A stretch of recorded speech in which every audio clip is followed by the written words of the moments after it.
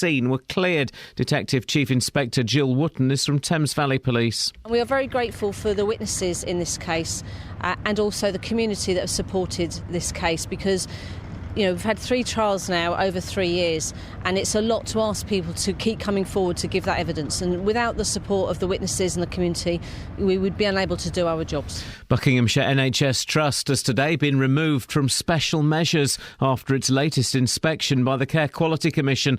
There'd been concern about the number of patients dying while under hospital care. The Trust's 3 main hospitals at Amersham, High Wycombe and Stoke Mandeville were re-inspected in March.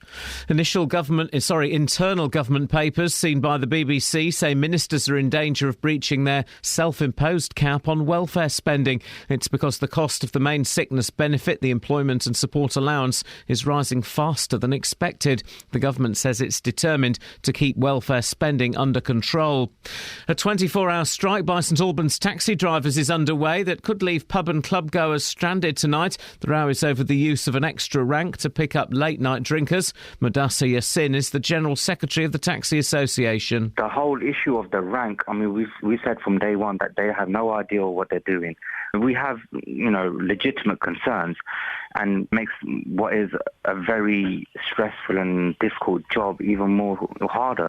In sport, England are on the brink of World Cup elimination. Liverpool's Luis Suarez scored twice as Uruguay beat Roy Hodgson's side 2-1. I thought we'd done well enough to get back in the game to 1-1. I thought even, to be honest, we could go on to win the game. At that point, we had quite a dominance, but we came in with such high hopes and we've not been able to deliver. And it's a major sadness for me. And England will be eliminated today if Italy fail to beat Costa Rica. The weather, a mixture of sunshine and cloud, a maximum temperature 22 degrees Celsius. And you can get the latest news and sport online at bbc.co.uk/3 counties. BBC Three Counties Radio's big tour of beds, hearts and bucks. Oh, the people seem friendly enough. Lovely little market town, really good mix of shops. It's all about where you live. It's more of a country feel, more of a homely feel. And all this week, we're featuring Bletchley. Best things in Bletchley, I think, are the outer areas like the Blue Lagoon and Manor Fields. The big tour of beds, hearts and bucks. BBC Three Counties Radio. They were banging on about the Co-op in Bletchley. Well, if you were listening to Rob's show last night or at any other point in the week, you'd know that the Co-op has been sorted out. It's being knocked down. Listen to Rob's show last night. I don't always get to listen, and Go on. I don't always get to listen to Rob's show. It was a corker last night. So it was a belter. They're having a Poppers festival in Fenny Stratford. What? I couldn't believe it. Fenny Stratford, home of Poppers. Wow. I need to. Is that real? There must be a different interpretation of the word Poppers, because I wouldn't have thought that would. I mean, it's legal, but.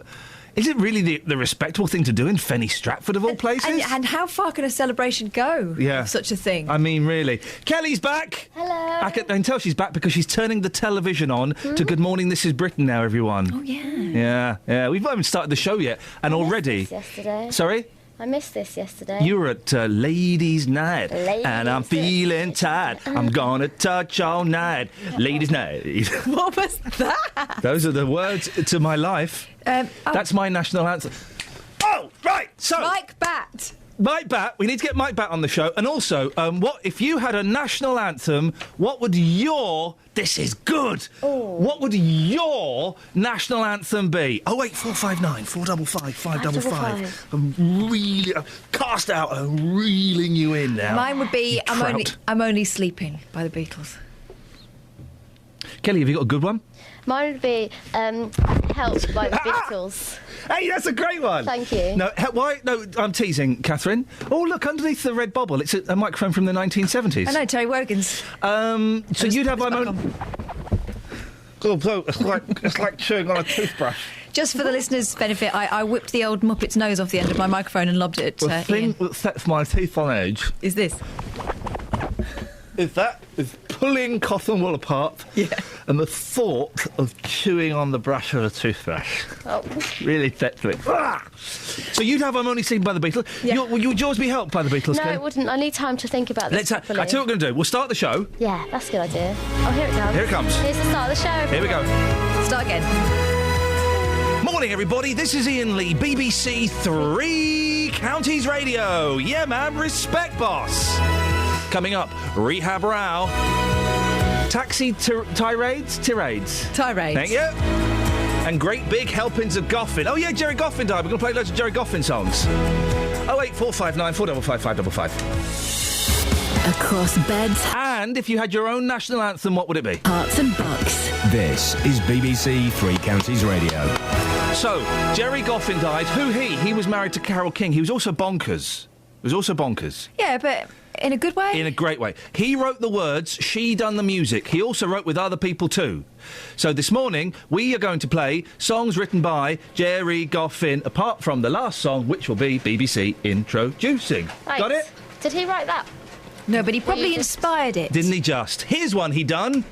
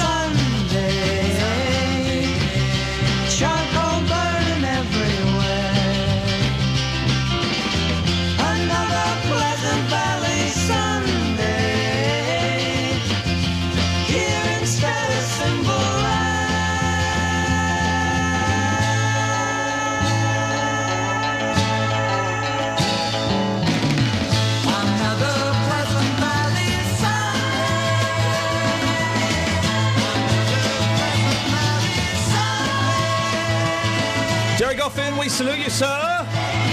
You're playing some more of your songs throughout the morning. 08459 455 555 is the phone number. Now, people living near a Hertfordshire rehabilitation centre claim its clients' problems are spilling out onto the street. Literally. Over the past 6 weeks, needles and other drug paraphernalia have been found in the area surrounding the facility in Waltham Cross. Residents blame people using the centre and say it should never have been allowed to open in their neighbourhood. Well, Catherine Boyle joins me now. Catherine, what do we know about this centre? Well, it's run by Spectrum CRI, that's the company behind this facility, and it also has a number of centres across Hertfordshire. Each of these has its own recovery team, which includes doctors, recovery nurses, recovery workers, social workers, counsellors, complementary therapists, volunteers and peer mentors. And the idea is that these teams work with people over the age of 18 who need support for their drug or alcohol misuse. Their families, friends and carers can also access support and advice at these centres. Now, the centre in Waltham Cross has only been open since March. It's not a residential facility and it closes its doors at 5. So what are people saying about it? Well, the head of the Four Swans Residents Association, Jamie Mond, is the one leading the charge here. He's been taking photos of some of the things he's found lying on the ground in Swanfield Road, where the centre's based, over the past 6 to 8 weeks. Specifically, we're talking about needles and small gas canisters. You'll be speaking to Mr Mond later on in the programme. But he also has other problems problems with the centre, and this is less to do with the clients and more to do with the way it's being run. This isn't an overnight facility. It's supposed to close at 5, and yet Mr Mond reports activity around the centre during the evening. Apparently an ambulance turned up long after closing time. He says he's also seen someone turning up there with a bottle of vodka in their hand, finishing it off and discarding it in the road before they go in. He was under the impression that people were supposed to be sober and clean while they're accessing help there. He says all this shows that the facility is a threat to the safety of the majority of people living there and should never have been opened in a residential area in the first place. Quite often with these places, and with this one specifically, a fair amount of opposition before they open, and that was the case here, wasn't it? Well, yeah, and you would say maybe above average opposition. Right. Again, it seems to have been led by Mr Mond, but let's bear in mind he is head of the local residents association, so it would be his duty to do that. He also had the vocal backing of the town's Conservative councillor Dee Hart. CRI's plans were initially rejected by Broxbourne Council in October 2012, but then CRI appealed, and while that was being considered, Mr Mond and his neighbours took to the streets. They were concerned about the centre's proximity to local homes, they said, and to schools. And as the planning process continued, so did the residents' meetings. In one conversation with a local paper, the Herts Mercury, there was talk of occupying Hugill House in a bid to stop CRI moving in. I should say, when I say they took to the streets, they literally marched from the station right into the town centre, about 200 people with banners and placards. Okay. So, yeah, fair to say, local opposition. CRI Spectrum, what have they said? We were hoping to speak to them in person. Obviously, we want to give them right of reply. We got a statement. Bernie Casey, Regional Director at CRI, told us this. The CRI Spectrum service in Waltham Cross is designed to support local people to create a healthier and safer community. We understand that residents can sometimes become nervous when a drug and alcohol service opens up in their local area, but many recognise that this is a community asset that ultimately has a positive effect for everyone, individuals, families and the wider community. In the short time we've been open, people who have received treatment from us have significantly reduced or ceased their drug and alcohol use and are looking forward to a brighter future. We make sure that we listen to residents' feedback carefully and run regular events and open days. We've also formed partnerships with other community organisations, including the police, safer neighbourhoods teams and GP surgeries. We always keep the environment as clean and safe as possible by providing CCTV and regular checks. The people who we support are from the local community and want to make positive changes to their lives, which in turn helps to reduce local crime and antisocial behaviour. We would welcome anyone with questions, thoughts or concerns to get in contact with us directly or come along to one of our open days. It's a shame we couldn't have had that conversation in person. Yeah, and I suppose they've got their reasons for not wanting to come on, but it's always. I always feel that if someone decides not to come on and sends a statement, they've kind of lost the point. It can only ever sound high-handed when obviously that's not the intention. Would have been nice to got that gentleman on and the Jamie Mond, the Residents Association. Will you get Jamie Mond? We've got him. It'd be nice to have got them on together. We'll get Mr Mond and we'll speak to him and find out exactly what his beef is. Catherine, I'll see you in a little bit for the papers, is it? Yeah. Catherine and I are a little bit excited. We're giddy with excitement. Day out! We got a day out. We're going to a cheese restaurant. Me, Boyle and Scoins are going to stuff our faces full of cheese. I already feel a little bit nauseous. Kelly, I feel quite nauseous at the thought of it. The prospect of that much cheese is making me nauseous. I almost bought a cheese selection last night. What? So, I want to get to tournament standard. I don't want to be left behind. Yeah. Well, as we all know, cheddar is the gateway to stronger cheeses, the French cheeses, the Italian cheeses, the German cheeses. I've not gone blue yet. You'll be going blue with me and Scoins later on, my love. 08459 455 555. Coming up, more Jerry Goffin songs. But first... Travel news for beds, cards and bugs. BBC Three Counties Radio. Good morning. Ongoing roadworks in Bletsoe, where the A6 is closed between Mill Road and Bourne End Lane. It's been causing delays heading towards Bedford Town Centre at peak times. Also in Wing, the Aylesbury Road as you head towards Leighton Buzzard is closed between the Church Street and the Wing roundabout for roadworks. Public transport all looking good with no reported problems. I'm Alice Glossop, BBC Three Counties Radio. You're going nowhere, Glossop. You and I have been having a little bit of a thing on Twitter this morning, haven't we? Yeah. Turns out the roads out there really are stinky, aren't they? They are, really, genuinely. The A40 stank really bad this morning. Whereabouts on the A40 was it stinking? Just before you get to the Harrow area. I know it well. Yeah. I was driving up the M1, between junction 9 and 10 of the M1. I've never smelt anything like it. I thought there was a dead cat or I'd cut the cheese or something. It was awful. Stinky roads. Stinky roads. Keep us informed on the stinky roads, Alice. And indeed, if you're driving around today somewhere and it's stinky, 08459 455 555. 6:16, it's Friday, the 20th of June. I'm Iain Lee. These are your headlines on BBC Three Counties Radio. A residents' group in a Hertfordshire town say they are concerned for public safety after needles were found in a street close to a newly opened drug rehab centre. Buckinghamshire NHS Trust has today been removed from special measures after its latest inspection by the Care Quality Commission. And in sport, England are hoping they can stay in the World Cup by using maths. Maths? In a sports tournament? You're nuts! Why don't you use football skills? BBC Three Counties Radio.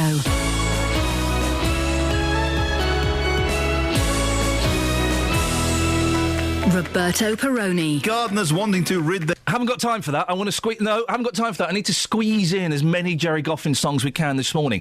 The Beatles, Lennon and McCartney, when they were starting out, huge fans of Goffin and King, and they said something along the lines, I'm paraphrasing slightly, Beatlemaniacs, if we could be half as good as Jerry Goffin and Carole King, then we'll be... They wanted to be the British Jerry Goffin and Carole King, and they said if we could do that... Which was which? Who?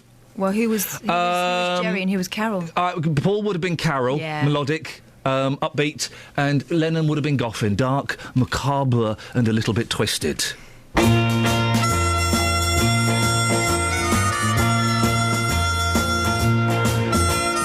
Chains, my baby's got me locked up in chains, and they ain't the kind that you can see.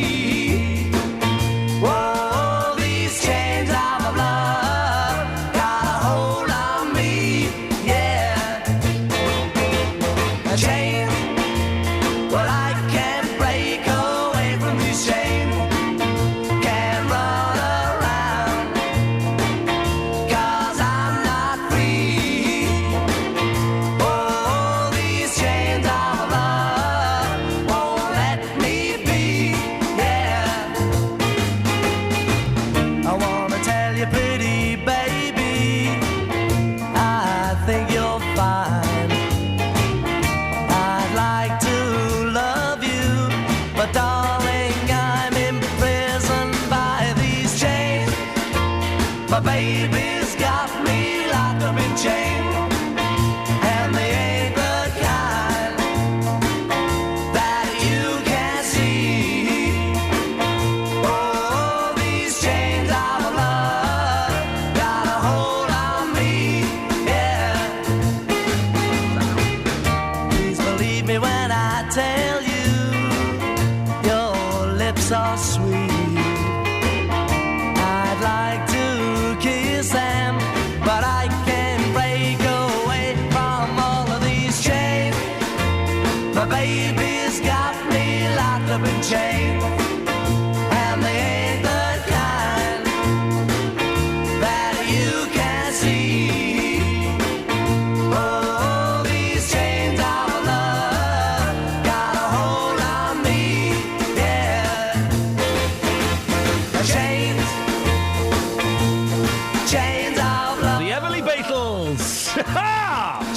Jerry Goffin. It's a morning of Jerry Goffin songs. We've got some cracking ones that you won't know that he wrote, but he wrote them. And man, the man was a legend. I had his phone number. I had Jerry Goffin's phone number.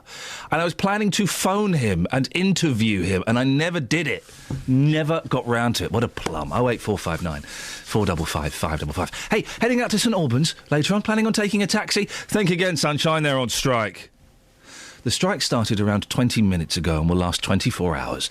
The row is over the use of an extra rank to pick up late-night drinkers, which has sparked confusion and anger. Well, Justin Dealey is live in St Albans now. Morning, Justin. Iain, good morning. What are they saying? Well, I have to say, the atmosphere is very tense here this morning because some taxi drivers have actually arrived here in St Albans and they are not on strike. I'm going to play you some audio which I recorded a few moments ago, which is, let's just say, interesting. It's too early. Go home then. I work every morning, 5:30. What? It's too early. What do you mean it's too early? 6 o'clock. I start my shift at 5:30. So you carry on again. Yeah, I'm here. I'm buying my car. I'm number one on the rank. So you carry on. I am carrying on. I'm asking you, leave me alone. Your car's over there. You're not working. You're not working, so go back. Get off the rank. Okay, can I just say, I have recorded that. Can I ask you why you're not on strike today? because I don't agree with what they're striking about. You know, I'm sorry to say, I don't want to divide everybody, but my beliefs are my beliefs. They're not going to change them. So you think this strike today will make no difference at all moving forward? We need somebody educated to look at the bylaws. What does the bylaw state? The bylaw states that if you're 10th in the queue and a customer approaches you to pick up, you have an obligation to provide that service to that customer. The queuing up is a moral understanding between drivers. Thank you. It's a very tense atmosphere. As a responsible media consultant, it's your duty to look at the laws. Tell me about the bylaws. Tell me what's so wrong with the bylaws. You can get the copy of the bylaws from the St Albans Council. Can you tell me yourself? I'm not a solicitor. I've just told you the bylaw. The bylaw states that if a customer approaches you, you're for hire, then you have to pick them up. You can't refuse them without reasonable grounds. Being available and for hire, if the booking is in your borough, you have to pick them up. So if I'm 10th in the queue, I have to pick them up. So whether I'm 15th in the queue at the feeder rank, I still got to pick them up. I can't refuse them. You can't tell them, get lost, go and use somebody else. It's a moral understanding between drivers. Please, can you use the vehicle in front? If the customer says, no, I don't want to use the vehicle in front, I want to use you, you can't refuse him. Yeah, OK, that's the big problem for you. OK, thank you very much. You're welcome. So, conversations happening very early in the morning. One of those taxi drivers who is on strike today is Mohammed Khan. You've had a row with somebody already this morning. In layman's terms, we are quite short on time, but explain to our listeners why you are on strike today here in St Albans. The reason being our health and safety is being undermined by having two ranks operated on either side of each other. And especially the public that is coming out between 2:30 to 3:30 are somewhat, too unfit to be taken home, and therefore we were asking the council to put the thing back to normal as a feeder rank as it was for the last 5 to 6 years, which has been working very well. It's all about crowd dispersal, which is being lumbered onto the taxi trade rather than the police and the authorities doing their job at night time. Some people aren't on strike, as we know. How many people do you think are going to be on strike for the next 24 hours here? Well, from what we gathered over the last few days, we are hopeful majority will, but of course you never get 100% in any dispute. So we do expect some of these people to work. They're not going to be all off work. We would like them to be off work so we can put our point across to the council. We've always been forthcoming towards the council. And this has been forced upon us and jeopardising our health and safety. OK, just lastly, you're very unhappy about this second rank, which is very near to the nightclub here, Vida, over the weekend. That's what your issue is about here. Just lastly, I believe that you have refused a meeting with the council. Is this true? We haven't refused a meeting as such. The fact is that they don't intend to change their stance because they... Well, why don't you go meet them then? Pardon? We have met a deputy chief on Tuesday, which we thought the meeting went quite well, although that was a separate meeting to this issue because it was an official complaint that we put forward to the council over what took place in the last 2 months across the road by the police and the council. But the reason we haven't gone in there because they've informed our solicitor that they do not intend to change their stance, so it's pointless going in there, wasting our time and their time as well. And that's why you're on strike today. There you go, Ian. That was Mohammed Khan, a taxi driver here in St Albans. He's on strike. The strike started at 6 a.m. this morning and will go on until 6 a.m. tomorrow morning. Great stuff. I just need to clarify one thing for legal reasons. I believe the gentleman earlier referred to you as a responsible broadcast media person. Just have to clarify, you, of course, are an irresponsible broadcast media person, Justin. Absolutely. For any confusion there. I was surprised by that term, but there you go. Hey, listen, going off on a complete tangent, I know you're... Where are you off? You're off to Bletchley, aren't you? Yeah, the home of our big tour. Home of the big tour. Yeah. Do you know whereabouts you're going to be heading so people can keep an eye out for you? Yes, Queensway. Okay. So I'm going to be Queensway and Bletchley. OK, so if you want to meet Justin and come on the air, go there. Sad news, Jerry Goffin, one of the greatest song co-writers, has passed away. Yeah. We're playing some great stuff. We've had the Monkees, we've had the Beatles. Now, here's one I didn't know that he did. Go on. Roberta Flack and Peebo Bryson. Tonight I Celebrate My Love. Did he really? Oh, that's a surprise for me. Yeah, should we have a little bit of that? Oh, classic. Justin, speak to you later. Thanks, boss. Come on, man. This is cheesy but great, isn't it? Isn't it? Tonight I celebrate my love.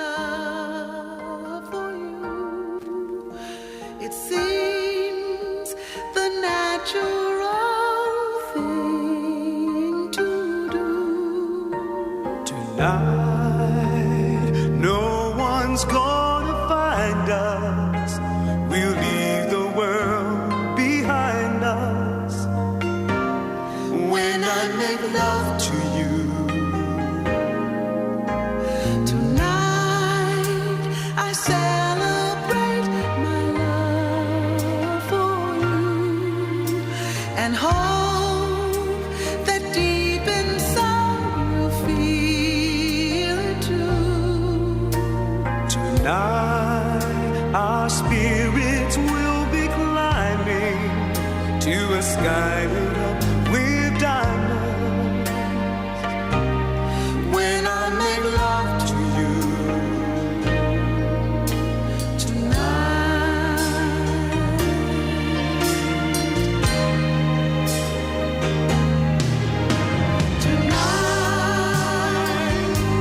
I celebrate my love for you, and the midnight sun is gonna come shining through. Tonight there'll be no distance between us. What I want most to do is to get close to you tonight.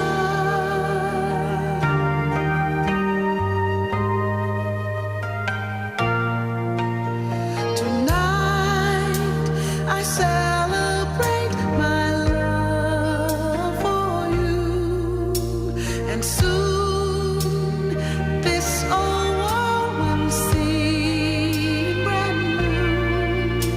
Tonight we will both discover our friends turn into lovers. When I make love to you tonight, I celebrate my love for you, and that midnight sun is gonna come shining through. Tonight there'll be no distance between us. What I want most to do is to get close to you tonight. I celebrate my love for you tonight.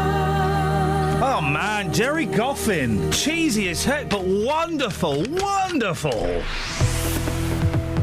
Travel news for beds, cards, and bugs. BBC Three Counties Radio.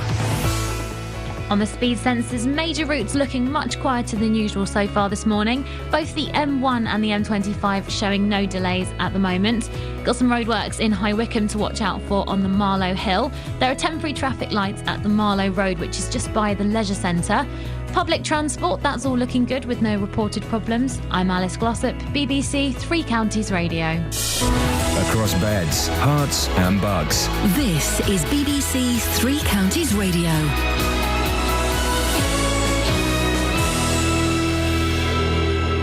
It's 6:30. I'm Simon Oxley. A residents' group in a Hertfordshire town say they're concerned for public safety after needles were found in a street in Waltham Cross, close to a newly opened drug rehab centre. Buckinghamshire NHS Trust has today been removed from special measures after its latest inspection by the Care Quality Commission. The Trust's three main hospitals at Amersham, High Wycombe and Stoke Mandeville were re-inspected in March. And a 24-hour strike by St Albans taxi drivers is underway that could leave pub and club goers stranded tonight. The row is over the use of an extra rank to pick up late-night drinkers. Three Counties Sports. BBC Three Counties Radio. And England are on the brink of World Cup elimination. Cavani just outside the penalty area. Flicks it towards the far post. There's a chance! Oh, and it is Luis Suarez! It had to be that man! Luis Suarez with a firm header into the far corner of the net. Sturridge evades two players. Feeds it on to Glenn Johnson. Johnson moves into the penalty area. Johnson feeds it! Rooney equalises! England have equalised! Suarez is onside into the penalty area. Suarez makes it 2-1. Lashing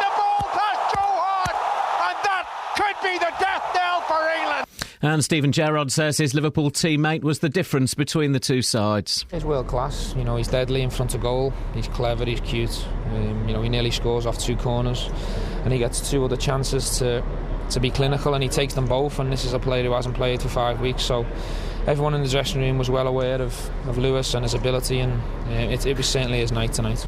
Italy and Costa Rica meet at 5 today. Only an Italy win will keep England in the tournament. Also today, it's Switzerland versus France at 8, Honduras versus Ecuador at 11. Elsewhere yesterday, Colombia beat the Ivory Coast 2-1. Japan and Greece drew 0-0.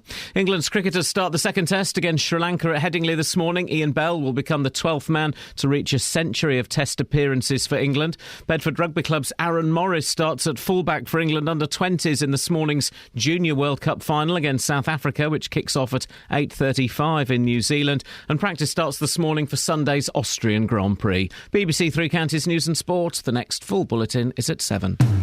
Call 08459 455 555. BBC Three Counties Radio. Do you know what I hate? In all forms of media, be it television, be it radio, or in printed media, I really dislike casual sexism. Looking at your bum, oh, aren't they fit? I don't like that. I don't know if you're a fan of it. What, casual sexism? No, I generally frown upon it. Page 23 of The Sun.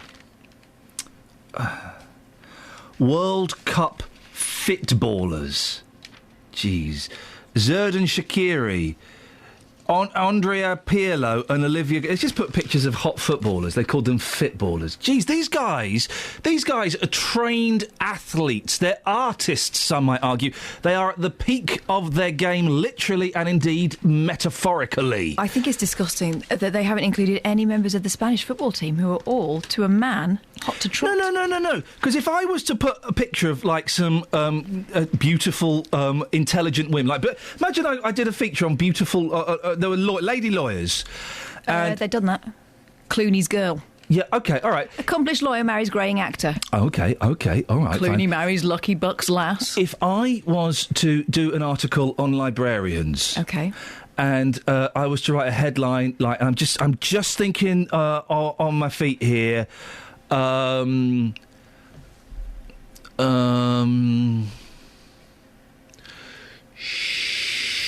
Swing. I would definitely get a job there. They would have you in a second. Swing. That was quite good, wasn't Maybe in 1992. I know, the reference is a little bit dated. But then fitballers. You do schmexy. Swing is... I mean, the sh is... I've given you the sh. Yeah. That's sh. Although they don't say that in libraries anymore. What other puns could you do for... Kelly, you're good with words. Oh, thanks. Did I just say that? What puns could you come up with for fit librarians? I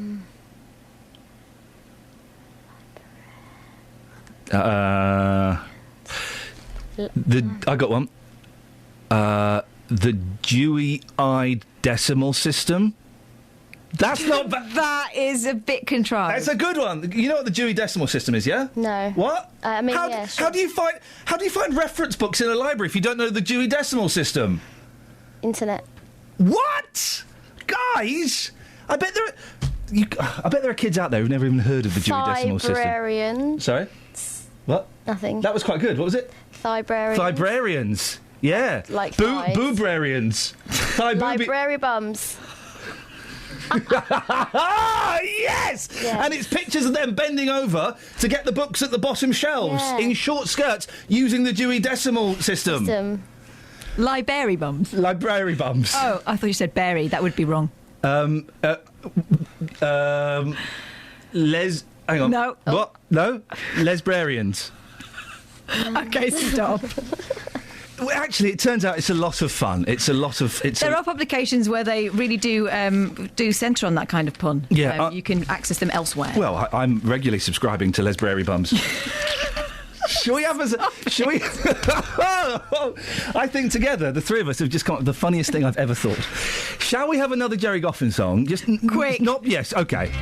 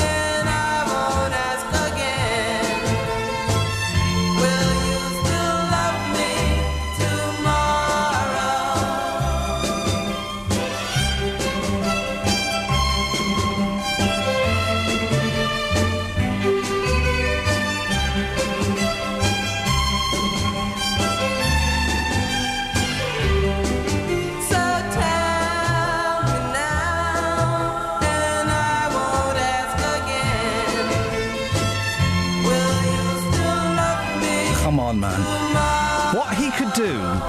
This is the Jerry Goffin could just sum up in one line, what it takes me a week of radio to sum up. You know, it's a week of shows. He does it in one line. And they used to churn them out, Tim Penally, didn't they? Oh, Matt, they would sit. This is the crazy thing. They would sit in little booths. So you'd have Goffin and King in one booth. You'd have Mann and Weil in another booth. You'd have Boyce and Hart in another booth. You'd have Neil Diamond, Neil Sedaka, all in little booths behind curtains, writing the songs. And then you get Neil Diamond would pop round and say, "Carol, Jerry, have a listen to this." And he starts playing "I'm a Believer," and they'd go back round and say, "Have a listen to this. We've just written, you know, might as well rain until September." It's madness. And nowadays, it takes Coldplay 4 years to release an album of 12 songs. Come on, guys, you slackers. Pull your fingers out. Is it true it took the Beatles 18 hours or 13 hours to make their first album? They did their first album in a day. It's about 18 hours, Kim and Kanye just took 5 days to work out which photo to release at their wedding. It's nuts! Guys, pull your... The Beach Boys, the Beatles to a certain extent, although they kind of were one of the first to stop it, the Beach Boys, for about 3 or 4 years, were releasing 4 albums a year. 4 albums a year.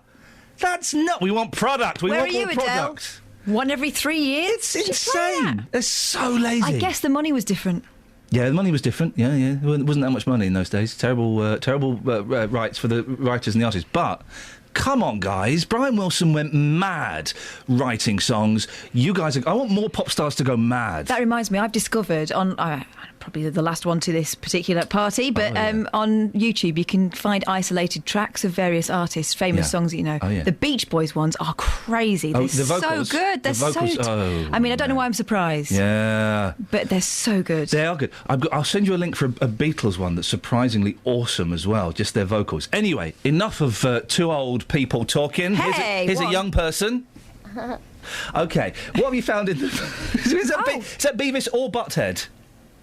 OK, do you know who Beavis and Butthead are? Yeah, I do. OK. Cartoons that were on MTV. Thank you very much indeed. It was that for, 10 minutes? Yeah, man alive. What have you got in the papers? My Crystals Obsession by Posh the Superstitious. What?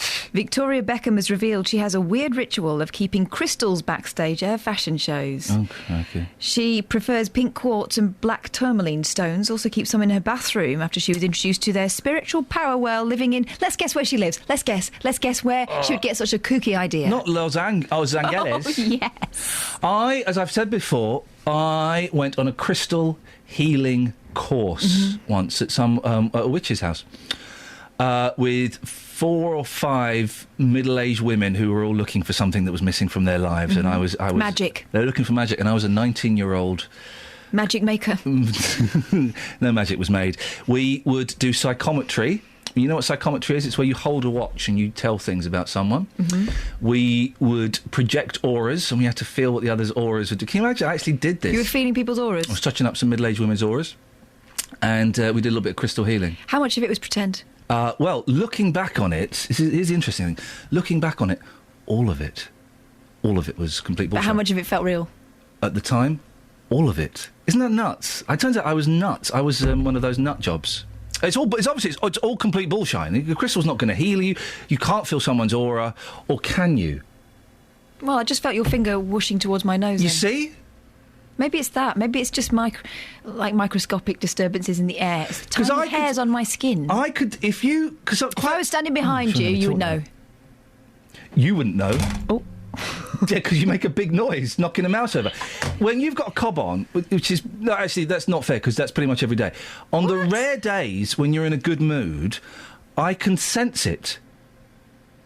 Yes. I can feel you. Because there's less swearing. There's less swearing, but I can feel you. No, you can't. I can feel that you are upbeat. That's just cool. Hang on, Kelly, come in. Let's see if we can sense what mood Kelly's in, OK? Just by her aura. Not there. She's walking past. Kelly! No, she's gone to loo. Kelly! Come in. I want to touch you up. Your aura.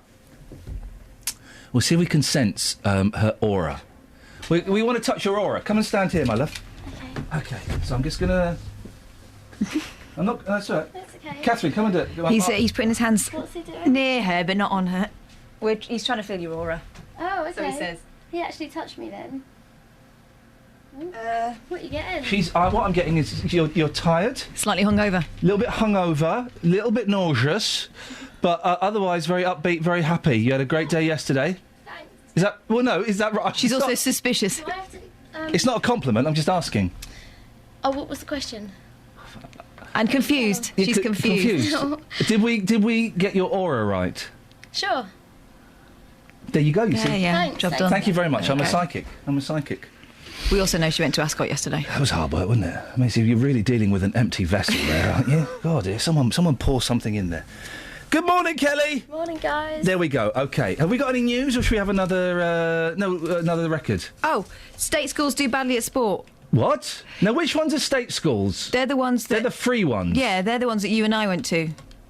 Okay. Right. And not the ones that you would have to pass an exam for or pay for. Okay. The dire plight of competitive sport in state schools means a disproportionately high number of athletes and sports stars are privately educated, says the head of Ofsted. Good for them.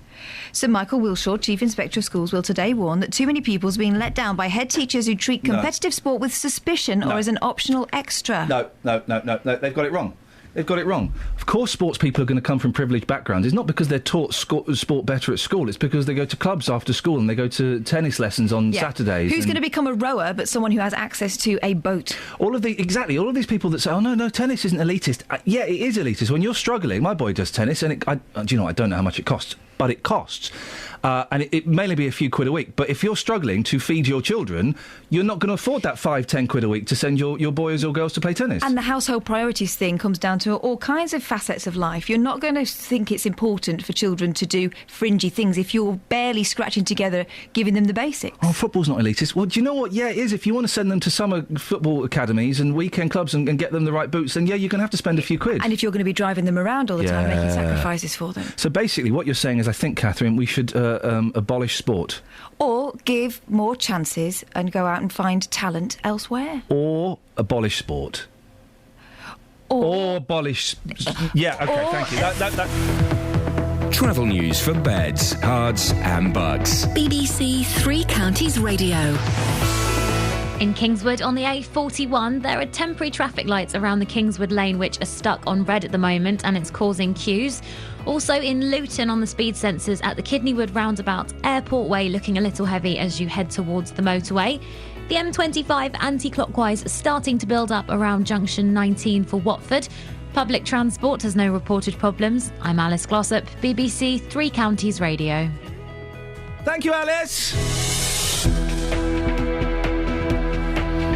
6:46, it's Friday the 20th of June. I'm Iain Lee. These are your headlines on BBC Three Counties Radio.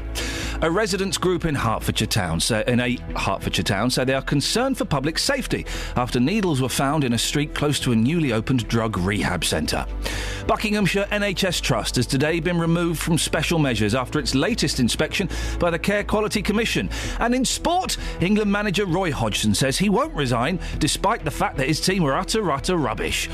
Coming up, we'll be speaking to a woman who's fascinated by fascinators. But before that, let's get the weather. Here's Sarah.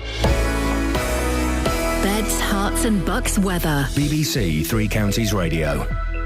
Thanks very much indeed. Good morning to you. The good news is if you want to wear a fascinator this weekend, you're in good shape. It'll be dry all the way through the weekend and dry today too, but we do have quite a bit of cloud at the moment across the three counties. That's all courtesy of a weak weather front. That is going to pull off towards the south, so what we'll see is increasing amounts of bright or sunny weather developing from the north as we go through this afternoon. And in the best of that, top temperature of 21 Celsius, 70 in Fahrenheit. As I say, staying dry through the weekend. Good amounts of sunshine, especially for tomorrow. Temperatures up a notch, up to 22, possibly 23 Celsius for tomorrow. And staying dry on Sunday too. By Monday, though, we start to lose the benefits of high pressure. So we'll see some showers developing, potentially moving towards us in the three counties as we go through the afternoon. They could be quite sharp. We'll keep you posted on that one. In the meantime, dry today and through the weekend.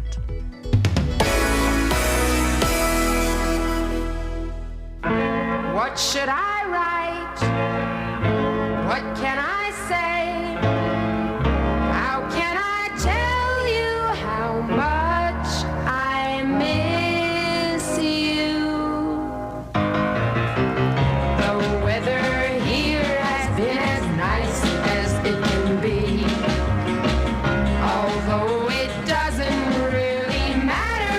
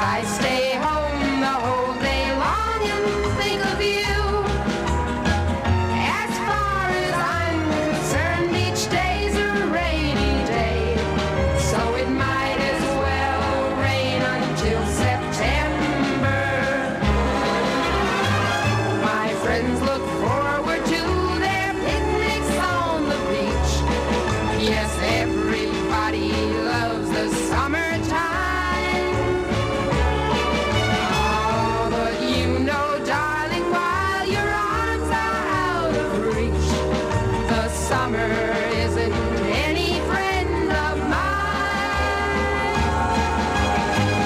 It doesn't matter whether skies are gray or blue. It's raining in my heart 'cause I can't be with you. I'm only living for the day you're home to stay. So it might as well rain until September.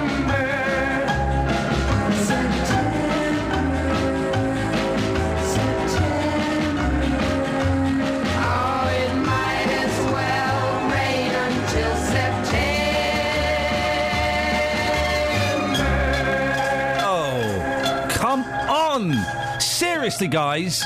Seriously, Chris Martin, go and sit in a booth with a curtain next to other jobbing songwriters and earn your... No, not you, actually, because your songs are rubbish. But, you know, other people from, like, I don't know, Kasabian or whatever pop groups there are these days. There was Jerry Goffin, who passed away today.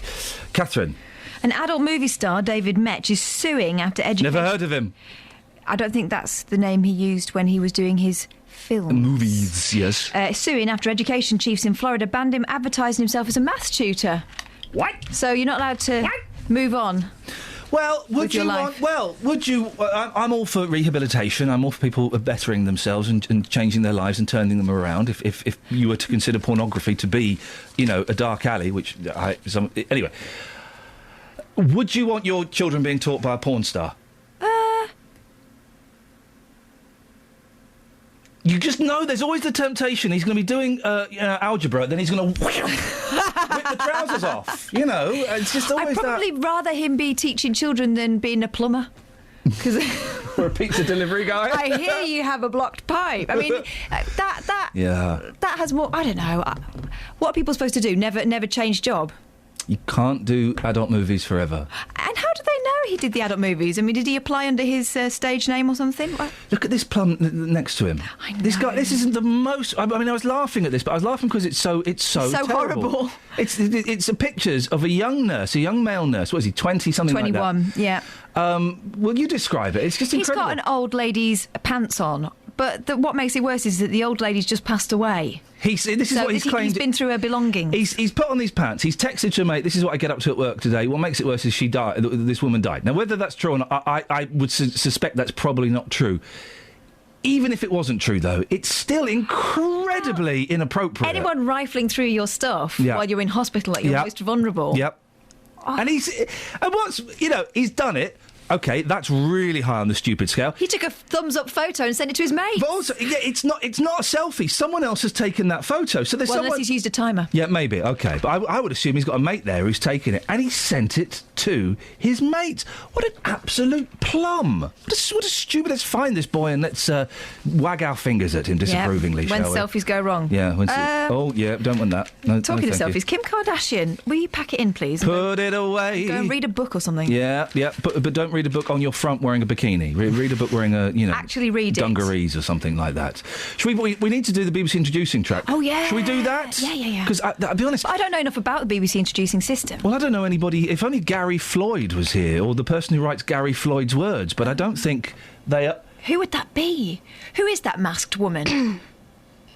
Got a cough? Sorry, I have losing my voice. Anyway, who might be the person who puts the words into Gary Floyd's... Kelly, you all right? Yeah, I've just got a cough. OK. Who would be the Could you stop coughing? Sorry, carry on. Who would be the person? Is it you? It's me. Oh, that's what she's doing. You should have said. Sorry. We haven't got time for the song now. I didn't want to interrupt. OK.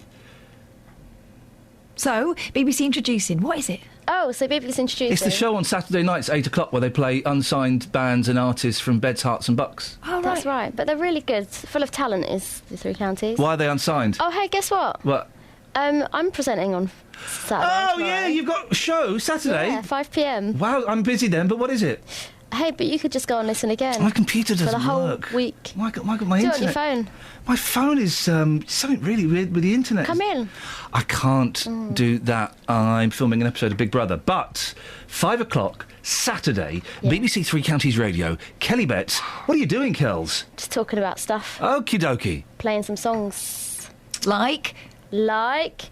This Not one. this one. We're running out of time for this one. Okay, so this is our introducing track of the week. It's by a production duo called One Bit. And this is their song. One bit.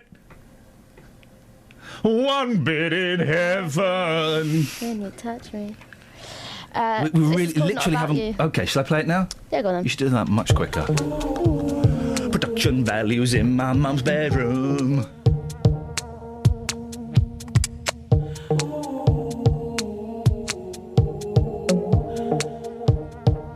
Waves are crashing upon this frozen tide, shattering all the words between the lines that'll never come back.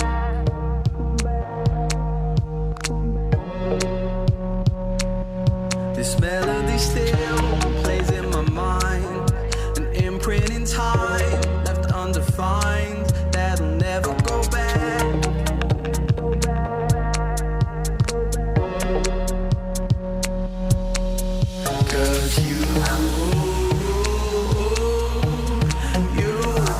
Stop this now,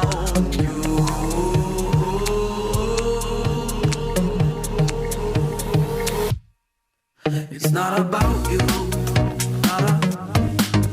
not about you. It's not about you, not about you. It's not about you.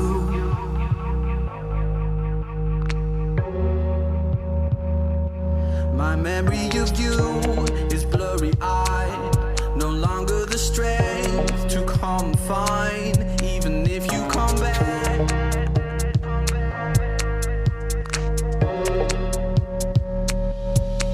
Cause you can't stop this now.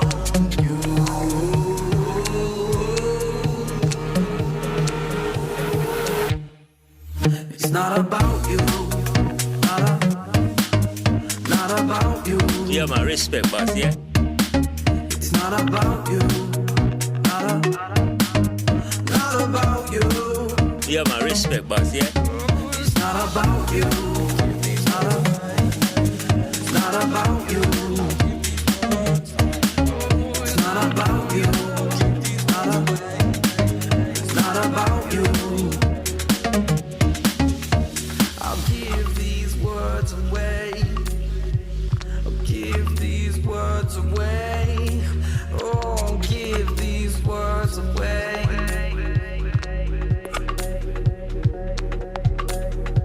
I'll give these words away. Give these words away. Oh, I'll give these words away. It's not about you, not about you. It's not about you, not about you. Yeah, my respect, boss, yeah? It's not about you. You think he's going to sleep on a snake? It's not about you. Tough, mate. It's not about you. You think he's going to sleep on a snake? It's not about you. Tough, mate. Yeah, my respect, boss, yeah? I'm more than happy to remix any of the BBC introducing tracks that are sent in. I am very... Oh, was that not part of the original mix? I got a little surprise for you guys. No, I was laying down some fat ones. Wow. While that song was playing. I got a fat one out and I laid it down. You were dropping some tracks. Who are those guys, Kelly, and how can I get in touch with them to offer them my superstar DJ services? At One Bit Music on Twitter. Guys, you can contact me. At Iain Lee on Twitter. His name is spelt with 2 I's. We were talking yesterday, you missed this, about badminton. Yep. And how it's rubbish. Mm. And we concluded it was. And I was bigging up the ping pong. Ping pong!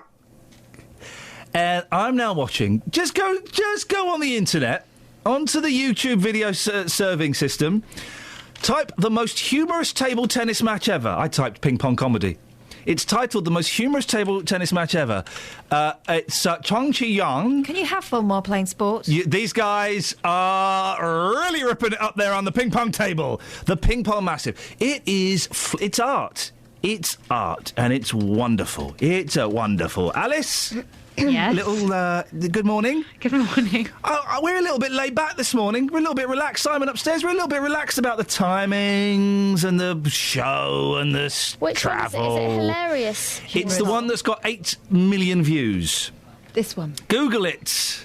We're just a little bit relaxed today, Alice. So That's okay. Nothing wrong with being relaxed. It's Friday, you know. It's Friday. Loosen your top button and your tie, you stiffs. Let's relax. But let's not relax too much, Alice. And in fact, your attitude this morning really has been unnecessary. So we're going to do the travel. See if you can pick things up a bit. Travel news for beds, cards and bugs. BBC Three Counties Radio. In Kingswood, on the A41, there are temporary traffic lights around the Kingswood lane which are stuck on red, and that's causing queues at the moment. The M25 anti-clockwise, looking slow now between junction 21 for the M1 and 20 for Kings Langley. I'm Alice Glossop, BBC Three Counties Radio. Now, this table tennis match, it's not laugh out loud funny. It's not really even laugh a little bit funny. Well, it's internal chuckles. Just some guys playing ping pong. It's not hilarious. Playing tennis, they're just using the... Oh, for goodness sake. Local and vocal across beds, hearts and bucks. This is BBC Three Counties Radio.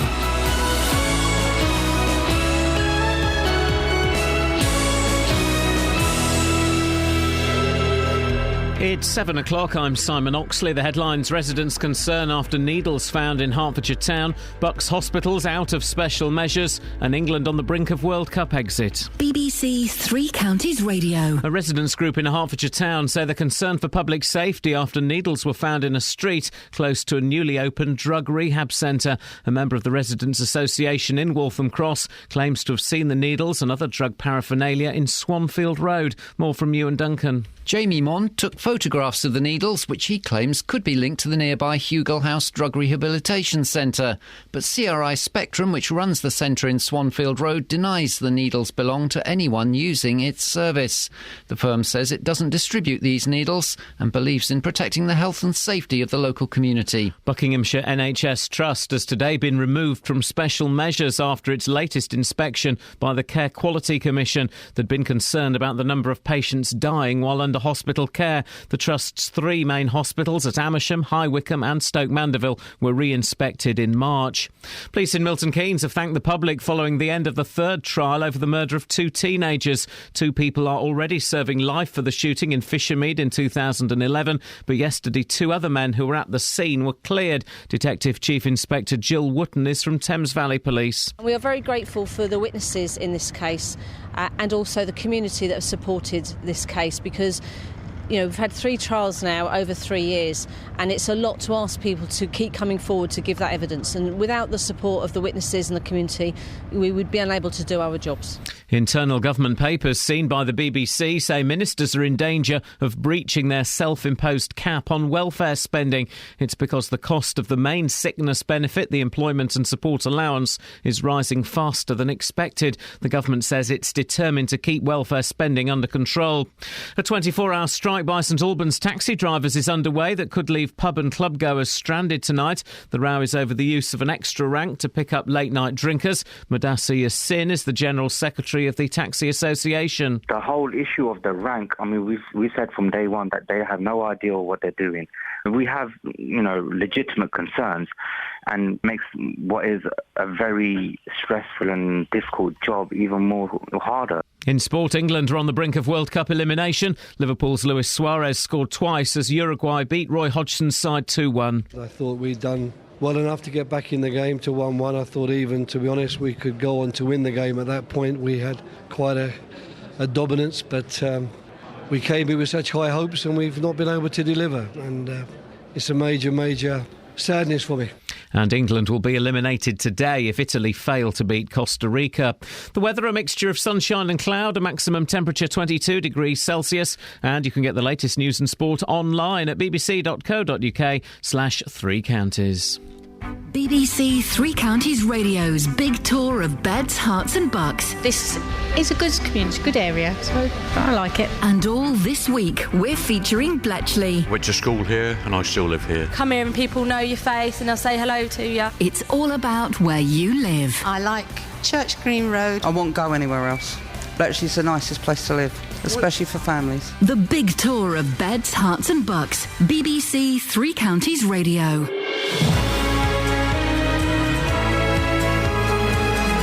Won't you wear your ring around my neck? Morning, Iain Lee, BBC Three Counties Radio. Great rehearsal there, guys. Let's do one for real. Busy show this morning. Lots to talk about. Rehab row, taxi tirades. And if you could choose your own national anthem, what would it be? For you, not the country, for you. Your own national anthem. Hey, here's a question. Do you know what the saddest piece of music in the world is? Kath, any idea? What would you say the saddest piece of music in the world is? That song called Honey. Sorry? That song. Which one? Honey, about the... Honey, come back, I just can't... That one? The one about the wife that passes on. Honey. I don't know it. Or Seasons in the Sun.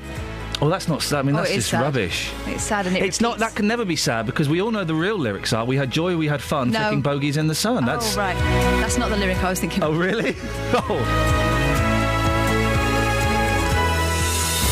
Across beds, hearts and bucks. This is BBC Three Counties Radio. Can we find... I don't know if we'll have this on the system. I don't know, and this just... You know, there's a lot of sadness in the world, and we should have music to... We should have some more? Is that what you're saying? We should make happy people sad. We should have music to celebrate sadness. And the saddest piece of music in the world, if anyone breaks up with someone, if anyone dies, if anyone, if you stub your toe and you're struggling to find the tears, we can't always cry when we want to, okay? Then you need to listen to the closing theme of The Incredible Hulk. Oh, yeah. You look at that, isn't it just? When he's walking off on his own. Because he can't stay in one town because he'll turn into the Hulk. You got it? Oh, it's so sad. Can we find that? Yeah. Can we find that? Because there'll be people who don't know the closing theme to The Incredible Hulk. Think EastEnders when it goes to black and they just play it on the piano. Yeah. And then make it 10 times sadder. And imagine a man who, you don't make him angry. You would not like him when he's angry. He can't help it. He can't help it. It's a genetic experiment gone wrong. Yes, he can use his force for good, but people want to put him in a prison. I only ever saw half of The Incredible Hulk at any one time. Wow, really? Because I got so frightened when he turned green. I would hide and come out when he'd gone normal again, so I missed all the good bits. I used to love The Incredible... Bill Bixby, I think, died a few years ago. He was The Incredible... I used to have a poster. I got it from the TV Times. It was before morphing, so it was really badly done, of the transformation from David Banner to Hulk. And it was wonderful. We're going to find the saddest bit. If you want to give us a call this morning and tell us if you think you can find a piece of music sadder, 08459 455 555. While you're doing that, we'll go on to slightly more serious things. Whenever we hear plans of a rehab centre in a residential area, we also hear concerns. But it would seem the fears of neighbours in Waltham Cross may have been justified. Barely 3 months after the opening of a drink and drug recovery centre in Swanfield Road, the head of the local residents' association has photographed needles and drug paraphernalia lying about in the street. Well, that person is Jamie Mond. He joins me now. Good morning, Jamie. Good morning. Jamie, you were against this facility from the start. Why? We were indeed. Although we appreciate the work that CRI do, the majority of the other facilities that they operate throughout the borough are on light industrial units. The first location that they chose was next to an infant school, and then the second location that they chose for the area was the one at the top of Swanfield Road in Waltham Cross. We weren't exactly against the services that CRI wants to provide in the area. It was more the location that they were... So you're happy for them to provide the services, but not, metaphorically speaking, in your backyard? Indeed, and likewise, the majority of these services that they operate, they're on light industrial units. They're in town centres. Why would you not want them near you? Research in previous history, the Police Design Service actually noted grave concerns with regard to this building that they'd chosen prior. and that was done at the planning stage, but the police design service weren't exactly thrilled at the design of the building. So it was already sort of like looking as if it wasn't fit for purpose. So are you saying the problem is with the design of the building or the location? It's both the design and the location. So why didn't you want it near you? Basically because we didn't feel it was right to have it in a residential area. Why? As our fears have profounded, it overlooks people's back gardens. Okay. So there's a lack of privacy. But other people's houses overlook other people's back gardens, don't they? Indeed. So what I don't know. So I don't quite know the problem of it being drug users who overlook your back garden. Well, an office block that's usually open 9 to 5 Monday to Friday. Yeah. This obviously wasn't going to be operating 9 to 5 Monday to Friday. So there was going to be added pressure to congestion on the street. It's a very narrow footpath, so we were obviously concerned about people now having to go outside to smoke. Right. There was fear of the needles, the street drinking not being managed. And again, this is all things that are now starting to sadly come true. You know, we had an incident where we had a lady walking up the street with half a bottle of vodka in her hand, promptly swung half the bottle of vodka, put it in the road, and then proceeded to walk into CRI to receive counselling. And obviously, that's not acceptable for local residents to be seeing things like that. Okay. I'm assuming you spoke to the facility about that incident and the other incidents. We have indeed. And what have they said? Well, ironically enough, the response from Broxbourne Council was that although the person concerned was seen on CCTV camera, the area is in a no-drink zone. However, no action can be taken against the person involved because the CCTV footage can't be used as evidence. So it makes a tad of a mockery out of the area being in a no-drink zone. But sorry, Jamie, you said you'd spoke to the facility about that incident and other incidents. We had, yeah. And what have CRI Spectrum said about that? They're trying their best to manage the situations, and we don't seem to be seeing any way forward. And if this is the best that they're doing, we're finding laughing gas canisters on the side of the street, people congregating on the wall opposite, drinking prior to going in. It's not a very good start, considering that you'd expect everything to be tip-top within the first 6 months. You know, we've not even got to the 6-month stage, and we're experiencing issues. How do you know these this paraphernalia comes from this facility, or is associated with this facility? You know, we never had it prior to this. We had an issue with street drinking in the town centre, but not in the residential streets around the town centre, to the extent that it's become now. And considering the area is in a no-drink zone, it's just an impossible task for the police to manage. And especially when you've got CCTV footage and it can't be used as evidence. CRI say that they don't issue the sort of needles that you photographed. No, they and that's quite right. But then who's to say that the person that goes there would only use CRI needles? And you had no instances of finding needles or people drinking in this street before this facility was there? None at all? We did have, but not in the residential areas. It was more located towards the high street and how far away? How far away is the high street? I don't know the area particularly well. How far away is the high street from where you found these needles? 20 terraced houses together. Oh, not far then. Not exactly a huge. So there is, and I'm not disputing you, Jamie. I'm just trying to get the whole picture. There is a chance that the drug use from 20 houses away has spread out ever so slightly. It's spread out a couple of hundred metres. Indeed, and nobody can say for 100% sure whether it is CRI or it isn't CRI. What do you want done, Jamie? Basically, I want better managing of the centre. At the end of the day, these are fears that residents had beforehand. We were assured that the centre wouldn't be opening after 5 o'clock of an evening. That's quite clearly not the case when we've got ambulances rocking up at 7:15 at night. For instance, last night there was something going on in the building at 11 o'clock at night. A transit van turned up at 11 o'clock at night and proceeded to let itself in. This was all things that weren't going to be happening, and sadly, residents were assured the fire exit out the back won't be overlooking residents' gardens. We promise we'll close the door. We promise people won't be congregating on that stairwell. Well, the warm weather's come and people are congregating on that stairwell. Jamie, please don't think I'm putting words into your mouth, but you don't want things improved, do you? You want it closed down? Would that be my ideal? That would be my ideal. And I appreciate that people need help, and I appreciate people need to be offered help. That's not the issue. The issue is that the majority of the units that you operate are in light industrial units. This area is not a light industrial unit. The police design service don't think the building is great. They also recommend, and the documentation that recommends that these places need to be in town centres or in light industrial units.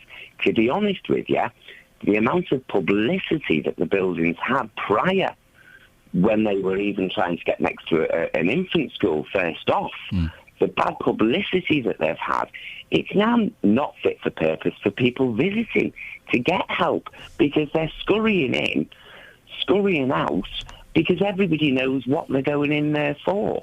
Jamie, we have to end it there. We're out of time. I hope you feel you had a fair crack of the week. That's Jamie Mond, who is from the Residents Association, who's upset about this. We would love to now be able to say, here's Bernie Casey, Regional Director at CRI Spectrum. But they didn't want to come on the show. They've sent us a statement. Catherine read it in its entirety about an hour ago. And if you want to hear it, you can go and have a listen on the iPlayer. 08459 455 555. Travel news for beds, cards and bugs. BBC Three Counties Radio. On the speed sensors at the Clop Hill roundabout, the A6 southbound building up as you head towards the roundabout. And on the M25 anti-clockwise, slow going between junction 21 for the M1 and 20 for Kings Langley. Also quite heavy between junction 17 for Maple Cross and 16 for the M40. Public transport has no reported problems. I'm Alice Glossop, BBC Three Counties Radio. Thank you, Alice. He clears his throat. He looks at the clock and he says, it's 7:16. It's Friday the 20th of June. I'm Iain Lee. These are your headlines on BBC Three Counties Radio. A residents group in a Hertfordshire town say they are concerned for public safety after needles were found in a street close to a newly opened drug rehab centre. Buckinghamshire NHS Trust has today been removed from special measures after its latest inspection by the Care Quality Commission. And in sport, Luis Suarez says his country's 2-1 World Cup win over England brought him retribution against his critics in England, who said he was a bitey, nasty man. BBC Three Counties Radio.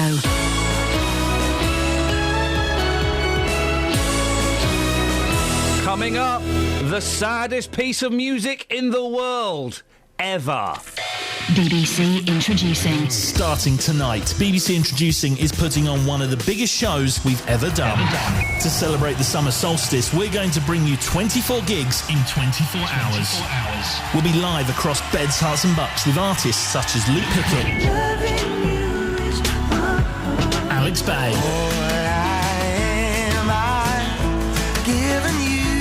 and Natasha North. Follow us live on Facebook, Twitter and YouTube, and hear the highlights on Saturday night during BBC Introducing from 8.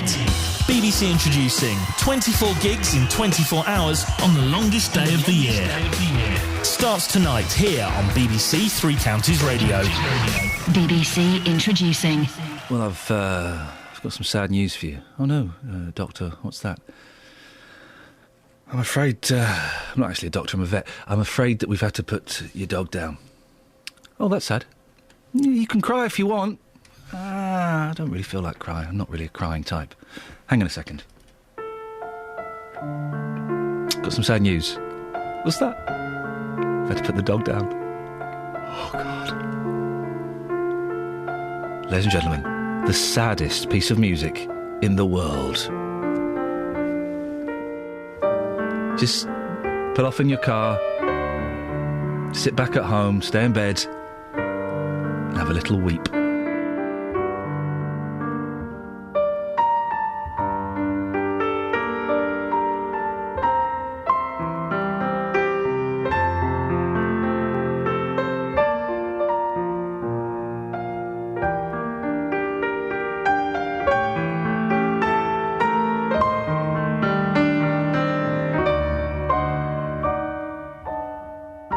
Seriously, you'll never find a piece of music sadder. If you think you can, 08459 455 555. We're kind of on a musical vibe today. We've started off with the sad news that Jerry Goffin had died, and we played some great Jerry Goffin songs. We're now talking about the saddest piece of music in the world, apropos nothing. And also, if you had your own national anthem, for you, what would it be? 08459 455 555.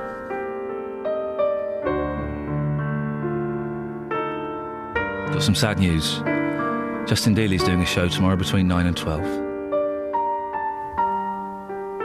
And Kelly's doing one at 5 o'clock. I've just had an email. Go on. Helen Lee. Yeah, like Helen. She's nice. I miss Helen. I miss her! I don't see her enough. No! She was in the office the other day. I barely said hello to her. I know, but I used to work with her years ago. I don't speak to her now. She said, the theme from Love Story.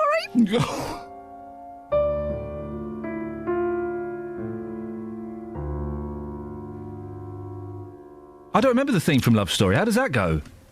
How does the theme from Love Story go? Can someone phone up and sing the theme from Love Story, please? I know it, but I can't think of it. 08459 455 555. I can't think of it. And you'd have to be pretty hard. Yeah, I know it's Ali McGraw, and I know it's who is it? It's O'Neill. And I know that she dies of cancer. But is that, weigh that up against a man who's been infected by gamma rays. He can never love. At least they loved. He can never love because he turns into the Hulk. He can never feel love or experience it because he would turn into the Incredible Hulk. So he has to move from town to town trying to buy a new pair of purple trousers. Gary's from London. Good morning, Gary. Morning, Iain. I know it's sad. I can't. Hulk music. No, listen. I can. I've got the antidote to the Hulk music. I can't do it. I've got the antidote to the Hulk music. Do you want it? Okay. Oh, no, hang on, that's the wrong one. No, that's the wrong one. Oh, crumbs, hang on. Oh, gosh. Hang on. Oh, I can't stop it. No, that's aha. Yeah, I know. That's not the antidote to the Hulk music. Hang on a second. Hang on a second. Here we go. Okay. So we've been crying. This is, by the way, this is the music. No, don't worry. No, okay, hang on, right. Oh, gosh, no, hang on a second. It's all gone pear-shaped. Right. But then... I'm being swallowed by a boa constrictor. Oh, gosh, the two mash up. Being swallowed by a boa constrictor. I can't do it, Gary. We're going to be... That's the music I want played at my funeral, by the way. The Incredible Hulk theme, not the boa constrictor. As the coffin hurtles at a very slow speed behind those curtains, I want the music from the Incredible Hulk to be played, ladies and gentlemen. I want everybody weeping like a baby at my F. Now, what would you like to say, Gatford? Well, I'm very upset. But not as sad, but everybody... Well, no, hang on. We're not... The phone-in isn't pieces that are not as sad as the Incredible Hulk theme. The phone-in is pieces that are sadder than the Incredible Hulk theme. All right, then, I'll put my life on the line. OK. Everybody Hurts, R.E.M. Oh, for goodness sakes. He's banned for a month. He's banned for the rest of June. Everybody Hurts by R... Are you having a laugh? I don't get football jokes, but I get this. The Incredible Hulk theme should be played as our team thumb a lift to the airport, says Keith. Thank you. 08459 455 555 is the telephone number, should you wish to give us a call this morning. We're trying to find a piece of music that is sadder, that is indeed sadder than the theme tune from The Incredible Hulk. I bet you can't, ladies and gentlemen. I bet you can't. 08459 455 555 is the telephone number. If you want to give me a call, you're more than welcome to. Now, if you want to get a taxi in St Albans High Street, then think again, because they're on strike. The strike started about 20 minutes ago. It's going to last 24 hours. The row is over the use of an extra rank to pick up late-night drinkers. It sparked confusion and anger. Well, Justin Dealey spoke to cabbies in St Albans earlier. Now, Mohammed, the reason you're on strike is because of this second rank, which has been in operation since November. It's very close to the nightclub here, Club Vida. Why do you think this is so dangerous for the public and ultimately yourselves? Well, let me inform you, only not last Saturday, the Saturday before this, there was such a big fight out there. A police officer actually got punched and knocked out to the ground. We have photographs to prove that.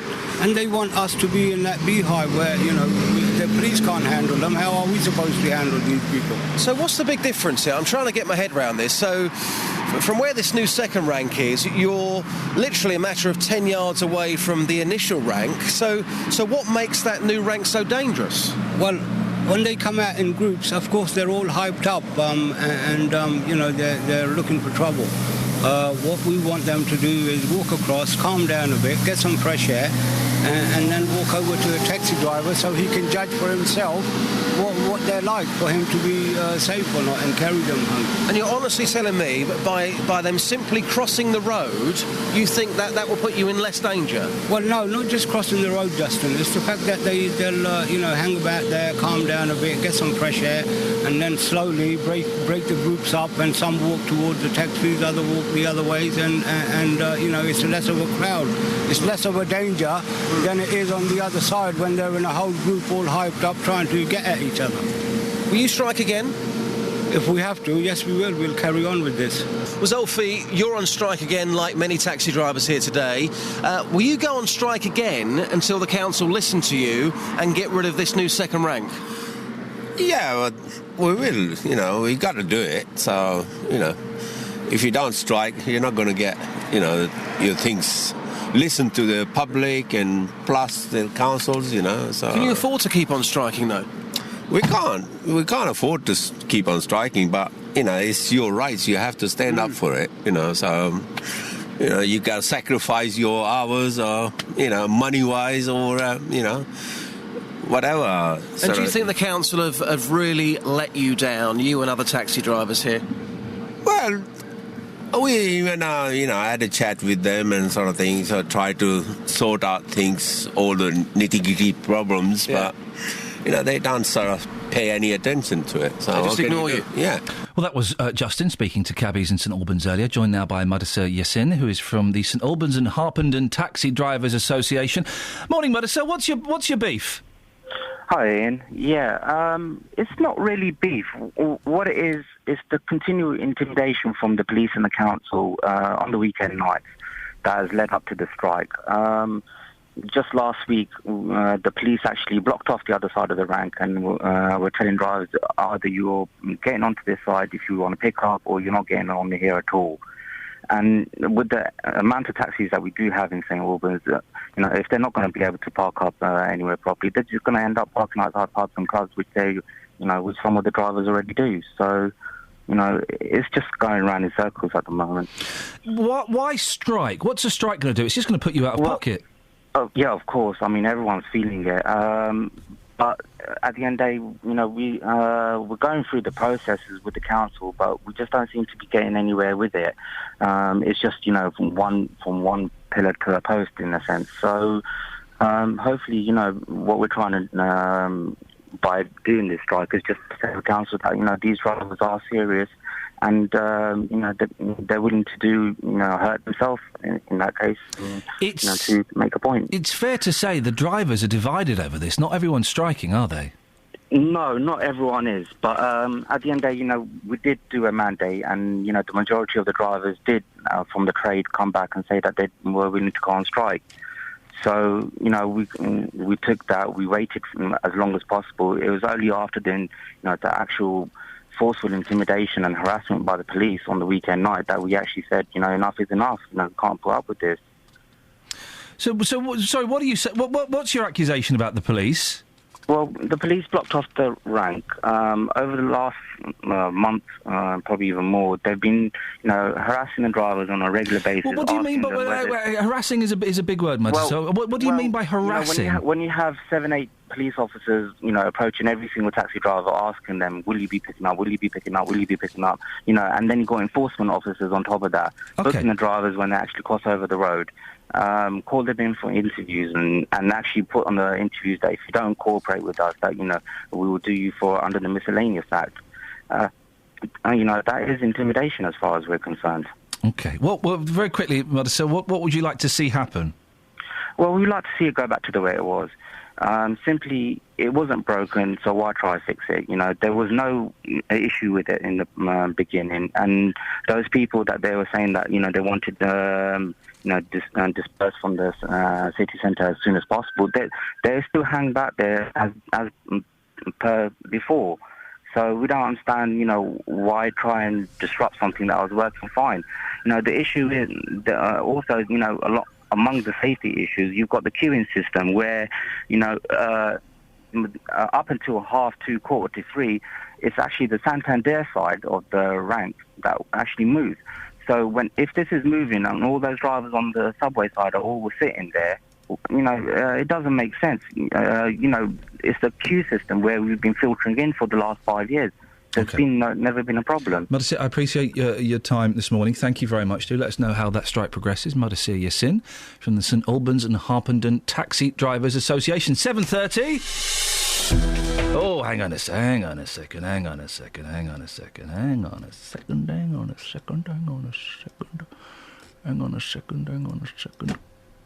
Go! Travel news for beds, cards and bugs. BBC Three Counties Radio. In Biggleswade South, the A1 as you head for Letchworth is slow going at the moment. And also in Royston at the Barkway Road where the four-way temporary traffic lights are, the A10 slow going through that section. The M25 anti-clockwise, slow going between junction 17 for Maple Cross and 16 for the M40, but less busy than normal now between junction 21 for the M1 and 20 for Kings Langley. Public transport has no reported problems. I'm Alice Glossop, BBC Three Counties Radio. Across beds, hearts and bugs. This is BBC Three Counties Radio.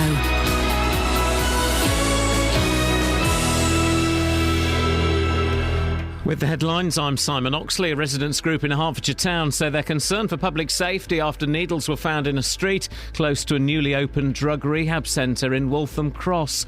Buckinghamshire NHS Trust has today been removed from special measures after its latest inspection by the Care Quality Commission. The Trust's three main hospitals at Amersham, High Wycombe and Stoke Mandeville were re-inspected in March. And a 24-hour strike by St Albans taxi drivers is underway that could leave pub and club goers stranded tonight. The row is over the use of an extra rank to pick up late-night drinkers. Three Counties Sports. BBC Three Counties Radio. England are on the brink of World Cup elimination after the 2-1 defeat by Uruguay. Here's the BBC's chief football correspondent, Mike Ingham. England failed to build on their improvement against Italy, returning to their bad old habits of displaying tension, failing to retain possession and making elementary defensive mistakes. And of course, it just had to be Luis Suarez back after injury, pouncing twice to take advantage.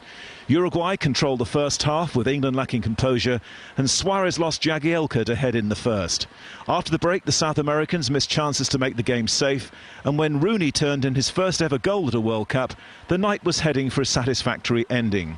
Only for the defence to switch off yet again. With 6 minutes to go, an innocuous long ball was flicked on for Suarez to effectively, if not mathematically, put England out. So Italy and Costa Rica meet at 5. Only an Italy win will keep England in the tournament. Here's manager Roy Hodgson. I think it's a big ask. I think that the hope is small. Had we drawn today's game, I think I would have been tempted even to say that our chances were good, because in both the games we've had long periods of dominance, in particular in today's game. So one would have thought we could carry that through to the third game. But now we need Italy to win both of their games, and there's no guarantee they'll do that. Also today, it's Switzerland against France at 8, Honduras against Ecuador at 11. Elsewhere yesterday, Colombia beat Ivory Coast 2-1. Japan and Greece drew 0-0.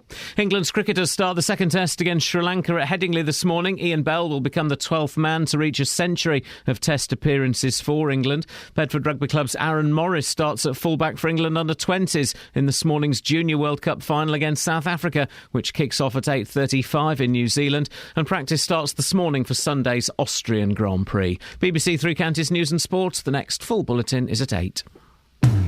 Call 08459 455 555. BBC Three Counties Radio. So it's kind of a music-themed show. We started off celebrating the magic of Jerry Goffin, and we played some cracking Jerry Goffin songs. We've also talked about what would your national anthem be if you had your own national anthem.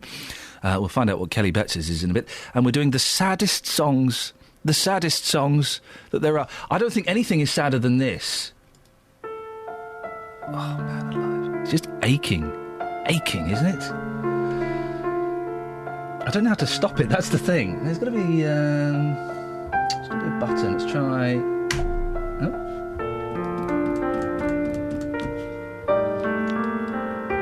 Oh, yeah. Thanks very much, Kelly. We've had suggestions of this, though. Hang on. It's the same bit of music, isn't it? Surely it's just the same bit, but higher and faster. It's as if all sad songs are from the same family. Hang on a second. Hang on, wait. Wait, here we go. Oh. Where's Ali McGraw these days? Is she still alive? Obviously. It's not as sad, though. Sounds a bit like Dr. Zhivago. They're rocking. Hang on, let's try this. Sounds like towards the end of your sadness, when you're starting to feel a bit better. Where is Ali McGraw still alive, or did she die? She was married to Steve McQueen for a while, and she was, without a doubt, one of the most beautiful women in the world and one of the worst actresses in the world, simultaneously in one body. Though she's she excellent. was gorgeous, wasn't she? She was great in the movie Convoy. She's still alive. Is she? Mm-hmm. Oh, how old she look? Well, I'm going to guess 68. Born 1939. So, yep, 68, spot on. 08459 455 555. We're playing How Old is Ali McGraw? What's the saddest music in the world? And coming up later on, we'll be speaking to a lady who is fascinated with fascinators. If you want to take part in the show, well, you're more than welcome to. Now, since our big tour of Beds, Herts and Bucks visited Houghton Regis, we've been hearing about the antisocial behaviour problems which have led to the Houghton Chargers Cricket Club saying they might be forced to relocate. You remember this? We spoke to the captain. The motorbikes, idiots on motorbikes were zipping across the pitch just during the week and creating damage to the pitch, which isn't great. But also during the cricket games. They'll be having a game of cricket, and it sounds funny, right? It sounds funny. And do you know what? Once... OK, hijinks. OK. But it happens quite a lot. In the middle of the game, they'll zip across, they'll grab the stumps and ride off. Not on. And this is a cracking cricket team as well, a local cricket team that we should be supporting. They're cracking. They've been told they might get kicked out of the league and out of tournaments if this carries on. Well, the cricket club was told to pay for security patrols after having matches disrupted by youths riding motorbikes across the pitch. The Conservative MP for Houghton Regis, Andrew Selous, told this programme he'd take up specific cases of antisocial behaviour with Bedfordshire Police. Well, Andrew joins us now. Morning, Andrew. Good morning. Nice to be with you, Ian. Yeah, nice to have you back on again. Thank you very much. Have you spoken to the police since we last spoke? Yes, I've had a long conversation with our very good local Chief Inspector, and she's agreed to ask for police community sport officers and special constables as far as this Saturday's game is concerned on Saturday afternoon when the Houghton Chargers are playing the Ampthill team. The club have said that they're going to put on a taster session for anyone who's interested in cricket, young people or anyone else, between 12:30 and 1 o'clock before the game, which is going to be on Saturday afternoon. So, rather than come and disrupt it, why not come and learn cricket? And it'd also be brilliant if we could get loads of Houghton Regis residents coming to support their local cricket team. I want the people of the town to take the club to their heart. It's a great club. They want to help other people learn about cricket. If you go on their website, which is houghtonchargers.play-cricket.com, you can find about the coaching sessions that they offer. So this is a club doing all the right things. This is the thing I am amazed and impressed by about this cricket club. They could quite rightfully say, do you know what, this is stuff this for a game of cricket, we're off. And they're not. They are opening their arms. They want to embrace these thugs. Well, Well, they want to reach out to anyone who wants to play cricket, and I'm absolutely determined that they're going to be able to play on the green in Houghton Regis. For any of your listeners that don't know it, it's the most beautiful cricket ground. It's right in the middle of Houghton Regis. You've got Houghton Hall behind. I think there is nothing more wonderful than seeing people playing cricket on an English green in the summer, and I'm determined that this cricket is going to go ahead. It's going to be played. So this Saturday afternoon, come on, people of Houghton Regis, come out and support your team. Come and learn to play cricket. The club are doing all the right things. The police are on side. We're not going to let these mindless thugs stop cricket going on in Houghton Regis. So we're going to get a police patrol of some kind this Saturday. What about the weeks after that? Because the bikers will just go, all right, lads, we're having a Saturday off, but next Saturday we'll get them then. Well, I'm a bit more optimistic. The police are absolutely engaged with this. I've talked to Councillor James Janison, the leader of Central Bedfordshire Council, about this. He absolutely shares my view. We're not going to let these mindless thugs disrupt these games. And the club is reaching out. So, rather than come disrupt it, why not come and learn to play cricket? That's much more fun, much more worthwhile. You're right, it is. It could be perceived by the people that are doing this. They're not going to come and play cricket, are they? They're not going to come and want to put on some whites. They enjoy, messing around and disrupting people. Well, so it's very nice. It's very nice saying. Will come along. I mean, if you've got 22 players on a pitch, and you've got a good lot of supporters and spectators around the ground, that makes it a little bit more difficult to be disruptive, doesn't it? And I just want people to come along, enjoy the cricket. I hope it'll be a good game against Ampthill. And come and learn to play cricket. They're putting on this taster session between 12:30 and 1. As I say, if you go to the Houghton Charges website, you can find all the coaching sessions. They want to engage with schools.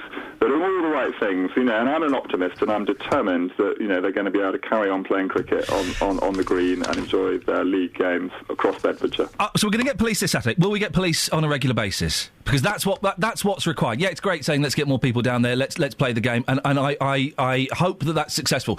I suspect it won't be, Andrew, and I suspect that you believe that as well. Are we going to get police every game? Well, I hope we won't need police every game, but I will make Bedfordshire Police aware of when the next home games are. Okay. Obviously, some of the games are away. I think we'll take it Saturday by Saturday, match by match. Okay. We'll learn what's worked, what hasn't worked, what other ways we can reach out to the community. But I can assure you the police are engaged, the Town Council and Central Bedfordshire Council are engaged. I'm taking a very close interest in this. Brilliant. And we're going to make sure the cricket goes on. I wish you the best of luck, Andrew, and we appreciate you taking this on personally. That's Conservative MP for Houghton Regis, Andrew Selous.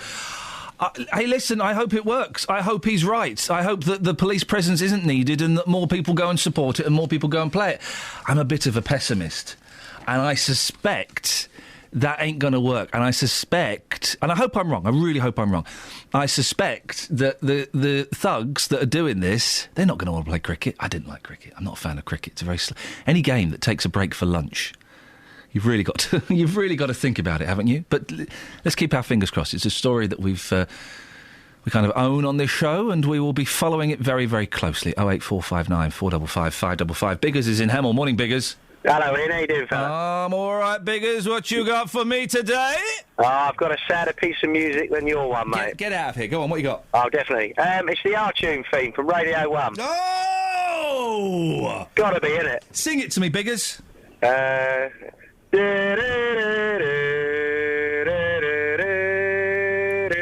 Steve was just 25 when he met Louise. They fell in love. She was well fit. But Steve didn't know that Louise was cheating on him with his dad. And then, is that the kind of thing I never really used to listen to out? Is that the kind of thing they do? Can you not find it, Ian? Let's go to my musical library research team. Oh, top man. Kath? It's in the bottom of your run order. No, it's not. Yeah, it is. No, it's not. Yeah, it is. It's under theme from Romeo and Juliet. Oh, is that? That's the one. Iain thought he knew how to operate Radio Man. He was confident. He was smart. Yeah, he was knocking on 41. 2. 50. But then, Biggers rang up. Biggers had it all. What? Biggers has got nothing. Biggers used to be a DJ. Biggers got nothing. He had the patter. He had the wheels of steel. He had Iain in the palm of his hand. He wishes. They fell in love. I've saved you. Oh, I knew you were I was building struggling. up to you falling in love and then it all going wrong. I knew you were struggling there. So it's sad, Biggers, but that's not sadder than the Incredible Hulk. I think I've topped you, mate. It's got to be. It's got to be, innit? All right, Biggers. We'll see. Thank you very much. 08459 It's a man who's got it all. 5. He ain't got Biggers. He's got the works. Got some sad texts here. Oh. The music played in Forrest Gump when the feather is floating in the sky is sadder. I don't know. Read the text to sad music. Sorry?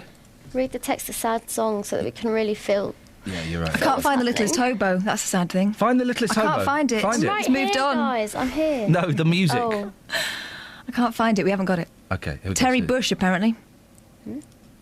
There's some sad music. No, this. Actually, this is sad. And people play it as romantic. It's not. They're breaking up. He's going through the motions. Like this. The saddest is anything by Leonard Cohen. That's not sad, that's maudlin. There's a difference between maudlin and sadness. How about an ending Brian Eno? They used it, though. My wife thinks that a song called Shep is one of the saddest. By the way, guys, everybody who sent in a text, there are 2 D's in saddest. Sadist. Yes, sadist. It's a different thing altogether. This is sadist music. Do you know what he's saying? No, mate, it's French. No one speaks French. That's the funniest thing I've ever said. Is it? Yeah. I preferred what you said about earlier about the lesbonariums. Oh, yeah, it's getting towards school time now. Yeah, so let's not try and get people to explain what a lesbonary bum is. Anyway, he's not happy. Really? Serge Gainsbourg is never happy. Sometimes he's cheeky. I'm going to... Right, OK, during the weather, I'm going to find you a brilliant Serge Gainsbourg song and video, which you can watch at your leisure, Catherine. I should have told you that off air, really. It's private. Travel news for beds, cards and bugs. BBC Three Counties Radio. On the M1 London bound, just before junction 13 for Bedford, there was an accident which is now on the hard shoulder, but it's quite heavy as you go through that area at the moment. On the speed sensors in Cheshunt, the A10 slow going as you head towards Waltham Cross and the M25. Also in Royston at the Barkway Road, where the 4-way temporary traffic lights are, the A10 is heavy going through the area. Public transport has no reported problems. I'm Alice Glossop, BBC Three Counties Radio. Alice, thank you very much. 7:46 or thereabouts. It's Friday the 20th of June. I'm Iain Lee. These are your headlines on BBC Three Counties Radio. A residents group in a Hertfordshire town say they are concerned for public safety after needles were found in a street close to a newly opened drug rehab centre. Buckinghamshire NHS Trust has today been removed from special measures after its latest inspection by the Care Quality Commission. And in sport, England manager Roy Hodgson says he won't resign despite defeat by Uruguay, leaving his side on the brink of World Cup elimination. Beds, Hearts and Bucks weather. BBC Three Counties Radio. Thanks very much, Dean. Hello, good morning to you. We start this morning... Dude? Did you say dude? No. Good morning to you. Oh, I thought you said dude. I do apologise, Sarah. Please continue. I didn't know you screamed in my ear like a girl there. I didn't understand. Wasn't screaming like a girl, so I was moaning like a man. Dude. All right, dude, let's have the weather. Dude, we've got a lot of cloud around across the three counties at the moment, but largely we're going to see that just start to pull off towards the south and some brighter interludes developing. So we'll have brighter sunny spells through this afternoon, and the best of that, a top temperature of 21 Celsius, 70 in Fahrenheit. The weekend stays dry and settled, more in the way of sunshine for tomorrow. Top temperature in the best of that, 22 degrees, and we'll stay dry on Sunday, but on Monday we'll start to run the risk of some showers developing as we go through the second half of the afternoon, and we lose the benefits of high pressure slowly through next week. So from about Wednesday onwards, things becoming quite a bit more unsettled. But in the meantime, have a lovely weekend to you. Thank you to you. If you love music, you'll love Weekends here on BBC Three Counties Radio. Every Saturday, Justin Dealey plays the forgotten tracks and your musical memories. There's 2 hours of rock and roll heaven with Bernie Keith. She's your fine looking man. See something else. BBC Introducing brings you local unsigned acts. You cut your teeth on the like of uncertain. There's a rhythm in your heart. And the late Paul Barnes plays fabulous tunes to ease you into Sunday morning. The continental. Love music, love Saturdays on BBC Three Counties Radio. I'm pretty sure she said dude. I mean, I would stake money on her at saying dude. Didn't she? Would you like to hear it again? I'd love to hear it again. Okay, bear with me. If only we had a playback facility, cassettes or something like that. Hang on, let me just pop this cassette in here. If you turn it over. Yep. So it's on the B side. Yep, okay. Press stop. Stop is pressed. Let's have a listen. Thanks very much, dude. Hello. She said that is a total dude. That is a total dude. That is a total dude. Hang on a second. Thanks very much, dude. Hello. Right, I'm going to turn it up. This is really loud. Here we go. Thanks very much, dude. Hello. Thanks very much, dude. Hello. Thanks very much, dude. Hello. There's no to you. That would be thanks very much to you. Thanks very much, dude. Hello. Thanks very much, dude. Hello. Thanks very much, dude. Hello. Thanks very much, dude. Hello. There's no denying there was a dude. There is no denying she is flying without a licence. She said dude. She claims she says to you she was offended by my interruption of the weather. She had no reason to be offended by my interruption of the weather because I was spot on with my accusation. I put it to you, Your Honour. She says dude. Thanks very much, dude. Hello. There we go. Objection upheld. Hey, ladies and gentlemen. Have we got anything for this bit, or shall I look at the papers? I'm trying to sort out the littlest hobo. So if you would read the papers slowly. You can't sort him out. He's a law unto himself. Oh, I think I could make him stay. Imagine a programme. This is what we used to watch in the olden days, and I don't do old TV because, that's lazy and limp and rubbish, and you like it too much. However, what's your favourite national anthem? Imagine we used to watch a programme about an Alsatian, like a rabid... homeless, what do they call it, stray? Was he an Alsatian? He looked like part coyote. He was something. He was this wild, dangerous dog that would go up, befriend children. This is before, the recent incident. And would then go and solve a crime or help an orphan. Flippin' heck. Or bring a family back together. Without giving them fleas. Now, that dog would have been riddled, surely. It would have been fleas. I doubt it would have been castrated. Oh. Littlest hobo late night. We know what hobos are like. We're constantly trying to move them on. This is why we've got spikes outside Tesco's. Isn't it? Wow, we took it there. Yeah. Okay. That's how good I am. Let's have a look at the three... Oh, for goodness sakes. I've just seen the front page of the Express. OK, I'm going to say it. Maybe... OK. Carrots can fight cancer. Oh. Root vegetables slash the risk of killer disease. Joe Willey, health editor. I mean, seriously. Is it literally, let's just try and find... What? What's wrong, Cuz? She's the health editor. Miss Willey, is this literally just let's go and see if we can make up a story about health? Right, we did Alzheimer's yesterday, and there was a proper story about Alzheimer's. So, and before that, we did... Get me Willie! Get me Willie! Willie! We had a proper story yesterday. We need a made-up one today. Willie thinks. Willie sits there thinking. I can't think of I'm eating my lunch. This carrot. Carrot begins with a C. Cancer begins with a... Carrots can cure cancer. I've got your story. Willie, you are excellent. Come here, let me give you a kiss, Willie. Carrots could be the key to beating cancer, according to scientists. They contain powerful cancer-busting chemicals. Cancer-busting chemicals! The science is incredible in this piece. Experts at Newcastle University have found the natural compounds known as polyacetylines protect the plant from attack by pests and diseases. So we've extrapolated and reckon it could beat cancer. Previous tests have shown the compounds can have beneficial effects in tackling inflammation and cancer. They are also found to reduce cancer growth in rats. By the way, if you're at home and you've got cancer, or one of your loved ones has just been diagnosed with cancer, I'm really sorry about this story. Really sorry that it's probably raised your hopes, and then you read it and go, oh, it's bullshine.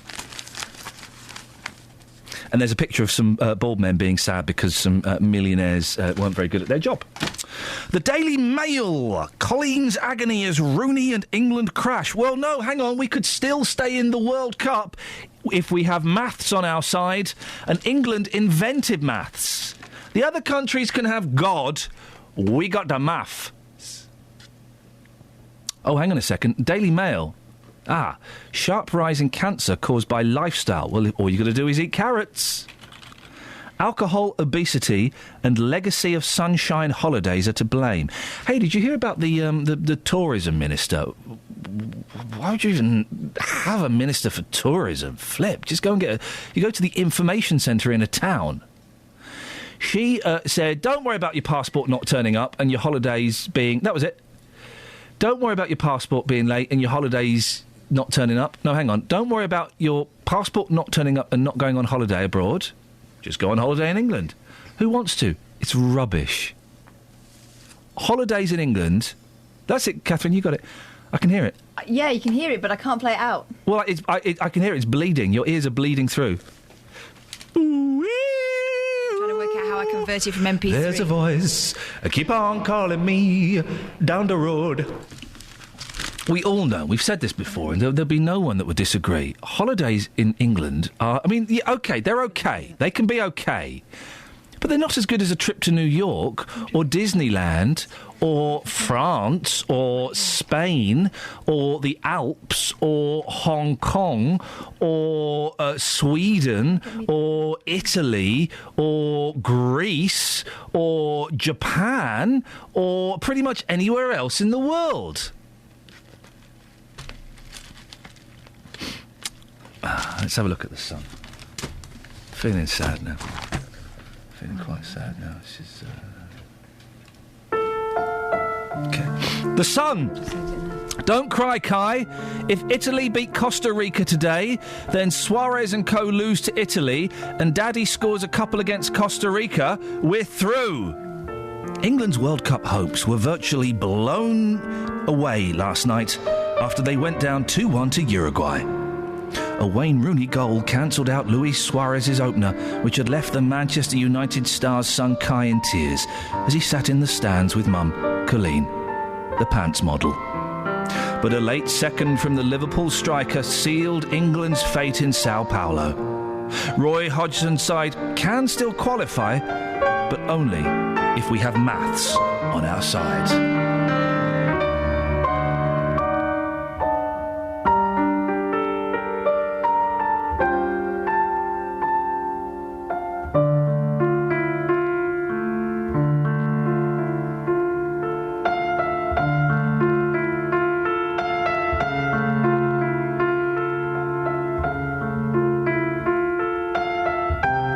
Thanks very much, Dude. Hello. Yeah, she said dude, didn't she? She definitely said dude. Thanks very much, dude. Why would you do that, dude? The rest of the papers, yeah, it's the front pages, it's the football, innit? It's the football. I do think, and Danny Baker tweeted this, and I think he's absolutely spot on, all of those chances on the football gravy train on the World Cup, I'm talking to you, Charles, need to come home. Now, they need to come home. We're out, you're out. You don't get the full jolly in Brazil, Charles. Kels. Yes. We've had great feedback on if people had to choose their own national anthem. A lot of great calls on that, and thank you very much. You can still give us a call, but maybe we'll... Oh. What's your beef? Can't. I've got no permission to do this. OK. I've turned your mic off. Oh, she's just whittering onto herself. Stop it. Oh. What would your national anthem be, Kels? It would probably be a song by the Beatles. They're the Fab Four, famous in the 60s. I get by with a little help from my friends. Do you get high with a little help from your friends? I get by with a little help from my friends. Do you need anybody? Try with a little help from my friends. Do you need anybody? Just need someone to love. Could it be anybody? Yeah. OK, well, I'm glad we followed that Hey, through. what's yours? Mine would be the theme tune to The Littlest Hobo. Press play now. No. Thanks very much, Dude. She says dude. She says dude. By the way, guys, if you just tuned in, this is called filling. 08459 455 555 is the phone number. I'm watching Kath have an actual breakdown. Kath and I and Paul Scoynes today, we're off to see a little bit of theatre. It's not theatre where you sit down, it's theatre where you walk around. Performance. Yeah, I'm a bit worried about that. Yeah, if I get any liquid on me at all of any description, I'm going to give Scoynes a dead arm. I don't if want anyone anybody touching knows me. what I could be doing while they're all having a good time, because I haven't been invited. It's a grown-ups. 459 455. Were we invited to Ladies' Day at Ascot's? 5. Don't think so, mate. Yeah, but I didn't go with the whole team and talk about it constantly. Well, we're not going with the whole team. You know. We're going with the grown-ups. That's true. Boring. We're also going to a cheese restaurant. And I'm actually, I don't know if it's anticipation, I don't know if it's my lifestyle, I don't know if the fact that, I wake up every morning and just question the very reason I'm here. I woke up this morning, here's the thing, right? I woke up this morning, And I thought... Lucille was not in sight? No, and I thought... You asked your friends about her? I thought, why do we do anything? Why do we do anything? What's the point of doing anything? Do you never get that? I woke up, I was in bed thinking...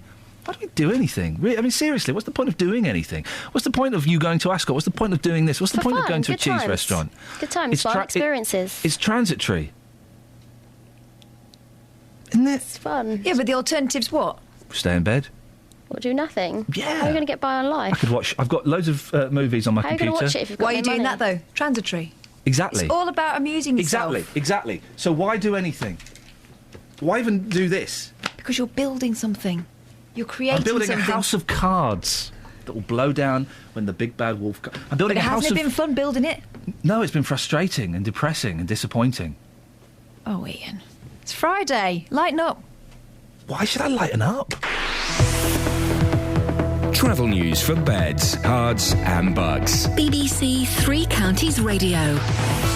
In Biggleswade South on the speed sensors, the A1 slow going as you head towards Letchworth.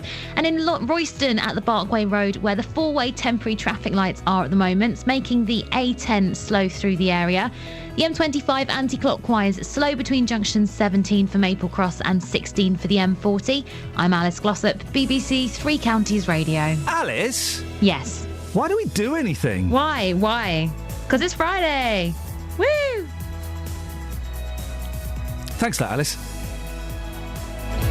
It's like having a great philosopher on the show. Let's get the news with Simon. Local and vocal across beds, hearts and bucks. This is BBC Three Counties Radio.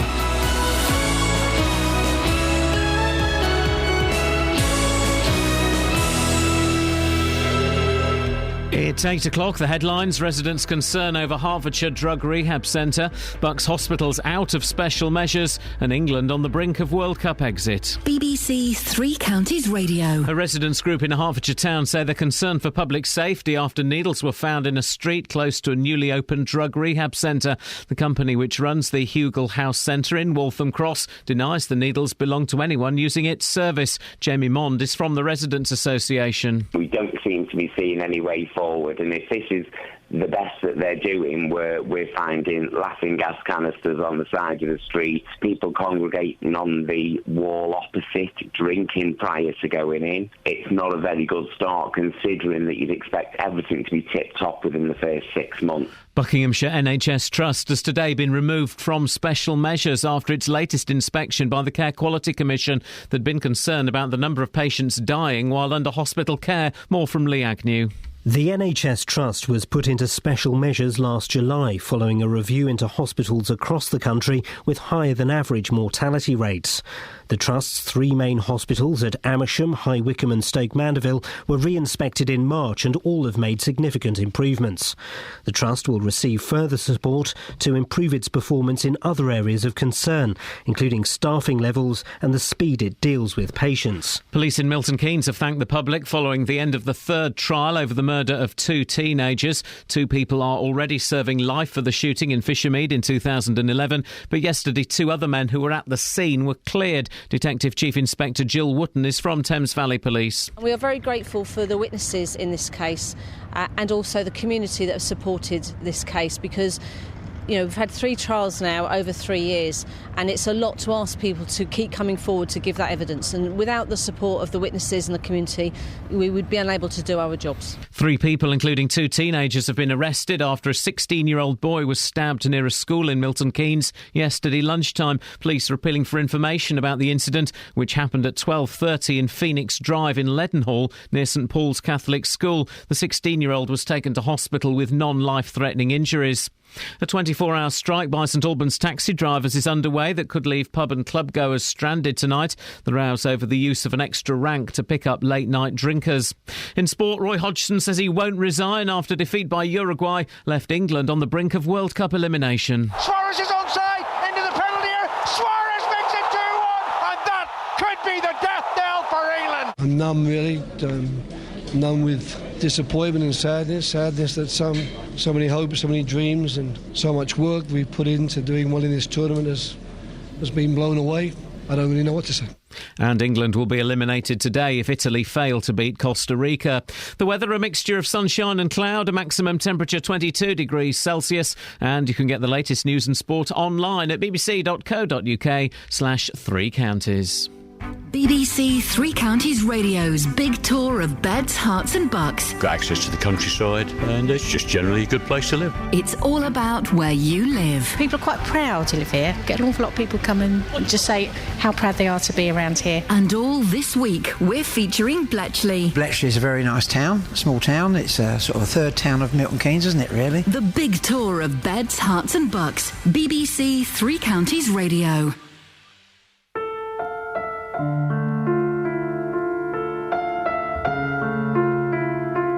Morning. This is Iain Lee, BBC Three Counties Radio. It's 4 minutes past 8. It's Friday. Hope you're having a lovely morning wherever you are. Sleepy eyes. Coming up on the last hour of the show, Rehab Row. What's the saddest piece of music you've ever heard? And we need a little bit of Dealey in our lives, don't we? If you want to take part in the show, you can text 81333. Start your text 3CR. Or you can give us a call. 08459 455 555. Across beds, hearts and bucks. This is BBC Three Counties Radio. I'm a master mixer. Now, people living near a Hertfordshire rehabilitation centre claim its clients' problems are spilling out onto the street. Literally. Over the past 6 weeks, needles and other drug paraphernalia have been found in the area surrounding the facility in Waltham Cross. Residents blame people using the centre and say it should never have been allowed to open in their neighbourhood.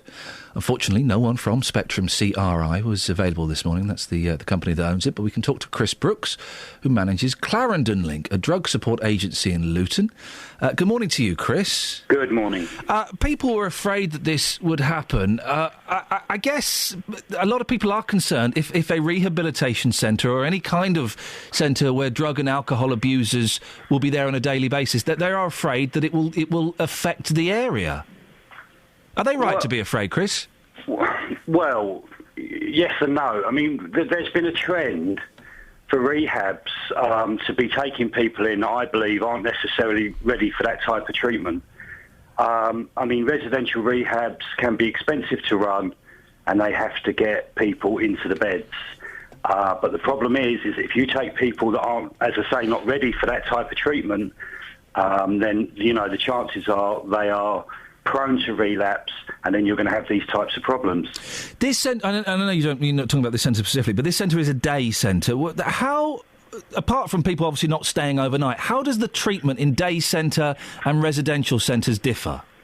Well, I mean, obviously in residentials you'll have 24-hour staff very often, although there are different types of models. I mean, there's a couple of private ones in Luton which they have their clients staying in houses in Luton.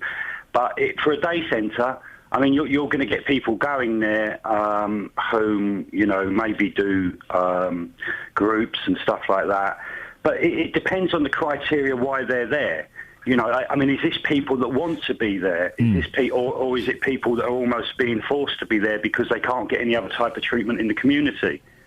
You know, that's the thing. And that is an important issue, isn't it? You're only going to get, sobriety if you're ready to get it. You can get a court order or you can get family members sending someone to rehab, but if they don't want to get clean, they ain't going to get clean. Well, this is the whole debate at the moment. I mean, the government have got a recovery agenda, But there's confusion because the reality is that for a lot of people, the prognosis is a long-term one. And there's almost this push to try and get people, clean before they're ready to. I mean, that's what I honestly believe. And we've seen the same in Luton, as I say. We've had, hundreds of people come to Luton. A fair-sized proportion of people have ended up on the streets of Luton, relying on the economy of Luton. I mean, I know we're here to speak about Hertfordshire today and the problems that the residents have over there. But, organisations like the CRI, they're paid on success. And unfortunately, I don't think that they take into consideration the prognosis. It's a recovery agenda whereby you're trying to push people through the system. And sometimes, people need different types of treatment. How would that... you say that the places like CRI Spectrum and other places are trying to push people through the system. What does that mean? And how do they get financial gain out of that?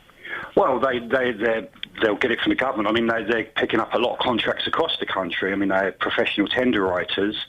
But for example, I mean, if you've got someone who's using heroin... sadly, the prognosis is a long-term one. There's no two ways about that. Now, if you've not got decent, methadone prescribing programs, but there's this push. I mean, the government have said, we want a recovery agenda, people are on methadone too long. Now, that's all very well, but the community want protecting from people that, unfortunately, are not able to stop using heroin. That's just one example. And what we're seeing is, as I say, a lot of areas where it's very difficult for people to get basic treatment, and instead they're given this option of daycare or recovery-orientated services, which simply they cannot cope with. And, their chaotic lifestyle continues, and, the community are on the receiving end of it. Chris, there will be people listening to this show, I know because I've spoken to them, who say, for goodness sakes, listen, it's a self-inflicted condition. You take drugs, your life ends up a mess. Just stop taking drugs. Can you try and explain to those people why that's not necessarily the case? Well, hundreds of thousands of people take drugs in this country. Some who, the reality is don't have a problem. You've got lots of people going out raving at the weekend, taking dance-orientated drugs. I mean, the good news, you see, with heroin is that the average age is getting older, so we're seeing a lot less young people getting involved in heroin. I'm not really answering your question. I mean, the problem is, with heroin particularly, there's no evidence that you can actually force people off. I mean, some people get into it for different reasons. Some people have had traumatic experiences. Other people, are experiencing trauma at the moment with the economy and all sorts of things. And heroin is a drug that, while you're under the influence, it will take all your problems away. And that's it. I mean, you can argue till the cows come home about whether it's a choice or whatever. But the good news is what we've seen over the last 10 years is the numbers going down. But there's a real danger with the government policy that number's going to start going up, or at least people aren't going to, be stable in the community and with these types of programmes, I'm afraid. Chris, I appreciate your time this morning. Keep up the good work. Chris Brooks, who manages Clarendon Link, a drug support agency in Luton. Across beds, hearts and bucks. This is Iain Lee. BBC Three Counties Radio.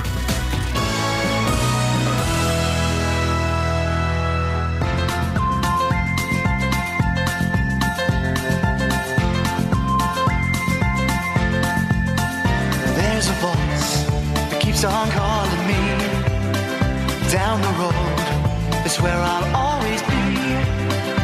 Every stop I make a new friend. Can't stay for long, just turn around and I'm gone again. Maybe tomorrow I'll wanna settle down. Until tomorrow I'll just keep moving on down this road that never seems to end. When new adventure lies just around the bend. So if you want to join me for a while, just grab your hat, come travel light, that's hobo style. Maybe tomorrow. I'm waiting for the middle eight that we will never have heard before. There's always a middle eight. The whole world is my home. Here it comes, I think, I would suspect. So if you want to join me for a while, just grab your hat, come travel light, that's hobo style. Just pure chorus and verse. Not messing about here, is he? Straight in there. I'll just keep moving on. There we go. It's about a dog, guys. It's about a dog that solves crimes and helps orphans. Gets families back together. And hasn't been castrated. We don't know. It might be slightly... Deloused. Yeah. Paul Scoins has got no soul. What, doesn't like this? He's just emailed in, this is not remotely sad. You absolute... cheese end. Isn't he? A brand new tape. What do they get? What's it called? If you get a big round block of cheese. Wheel of cheese. Is that called? It's called a bell, isn't it? A wheel. Is it a wheel? Okay, all right. You're a big cheese wheel. Because this is sad, you utter. Oh, I'm really gonna hit him today. I'll just keep moving on. So if you wanna join cheese wheel, just grab your hat, come travel light, that's old style. It's jaunty. There's an underlying pain, isn't Of course, it's the pain of a dog. He's got no home. You know I'm free to roll. There's the sad chord. So in your face, Scoins, that last chord is actually sad. So stick that in your cheese pipe and smoke it.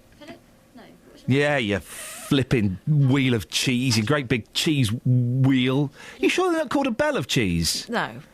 What's a bell of cheese? You get baby ones of those. So you get mini baby bell. Yeah. So what's a? There probably is. It's probably a brand name. Well, there's a mini baby bell, right? So can you get a big baby bell, and can you get a mini adult bell, and a big adult bell? Probably. Because I would love to sink my teeth into one of those bad boys. Imagine the wax. Well, this is it. The thing about mini baby bells, right? It is a lot of effort for very little rewards. And but it's so much fun. And if it's a warm day, it's even harder. You've got to take off the red plastic wrapping. Then you've got to peel the wax. Then you've got to squeeze it out. And then you've got to give it to a child. Mm-hmm. But if there was a big adult bell that I could just peel back and sink my teeth into, I would love it. Take them on a picnic. I think it might spoil, though, if you had a large one. Yeah. The fun about the baby, it's bite size. You know, you don't want it going off before you finished it. I don't think. What are we calling this now? I don't think a big adult bell. Once I peeled it back, I don't think it would go off. What's the wax for then? I would finish it off so quickly it wouldn't have a chance to go off. Well, you like cheese, obviously. You're a cheese man. I love it. Travel news for beds, cards and bugs. BBC Three Counties Radio. On the speed sensors in Bedford, the Bromham Road is heavy going towards the centre of town from Biddenham. And also in Biggleswade South, the A1 still looking slow on the sensors as you head towards Letchworth. In Hitchin, the A602 looking busy as you head away from the centre of town and approach Hitchin Hill. And the M25 anti-clockwise, slow between junctions 17 for Maple Cross and 16 for the M40. Public transport has no reported problems. I'm Alice Glossop, BBC Three Counties Radio. Thank you very much. Just to say that Mark Rutherford School in Bedfordshire is closed today because they have no power. The small number of students, though, if you're supposed to be sitting your A-levels, you go in. A-levels, you go in and you sit them. That's not you've not got permission to bunk off. All the other lessons, though, at Mark Rutherford School in Bedfordshire have been cancelled. Sweet! You got a day off, guys. What are you going to do with it? And it's Friday. You got a long weekend. You've got a legal long weekend, guys. What are you? Last 45 minutes of the show. If you go to Mark Rutherford School, what are you going to do with your long weekend? And if you are an adult and you're jealous, what should these young people do? They've got a day off. They may not know how to use that day wisely or unwisely. You know what I'm saying? Give us a call and let us know how they can spend their extra day off. 08459 455 555. It's 8:17. It's Friday, the 20th of June. I'm Iain Lee. These are your headlines on BBC Three Counties Radio. A residents' group in a Hertfordshire town say they are concerned for public safety after needles were found in a street close to a newly opened drug rehab centre. Buckinghamshire NHS Trust has today been removed from special measures after its latest inspection by the Care Quality Commission. And in sport, Luis Suarez says his country's 2-1 World Cup win over England brought him retribution against his critics in England who don't like him because he bites people. BBC Three Counties Radio.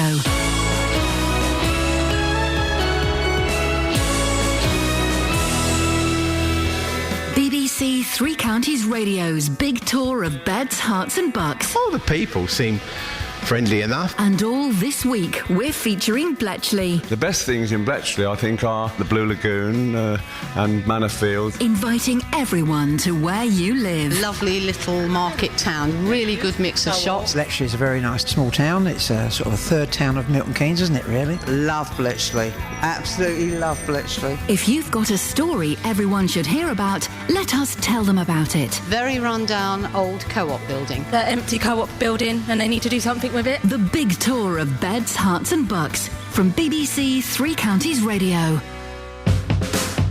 Across beds, hearts and bucks. This is Iain Lee. BBC Three Counties Radio. Jonathan Vernon Smith and myself have we've just done something I never thought we would do. No. And do you know what? I actually enjoyed it. Did you? I found it quite pleasurable. Perhaps we could get a double-headed show on Talk Sport. We is that station still going? We just talked. All right, I like boobs and I like football. Over to Jonathan. That's pretty much. I went for before I came here. I went for a meeting at Talk Sport when it wasn't all sport, right? And to talk about maybe doing a show there. And it was at late night. It was through the night show. And the boss at the time said, well, I'm really glad you've come in. I like you, and I think we could do something with you. Just to let you know, the show that you're here to talk about, we're going to turn it into a sports show. This was like the first 5 minutes of an hour-long meeting, and my heart sank, and I thought, and this is what I should have done, I should have said, well, listen, it's very nice to meet you, I'm going to get up and go, because I don't do sport. But for the whole hour, I'm sat there going, yeah, well, you know, I like football, and golf, yeah, I love a bit of golf. And I'm just sitting there, and I walked out, thought, I've just wasted an hour of my life. But we've just talked about football, and I think we got away with it.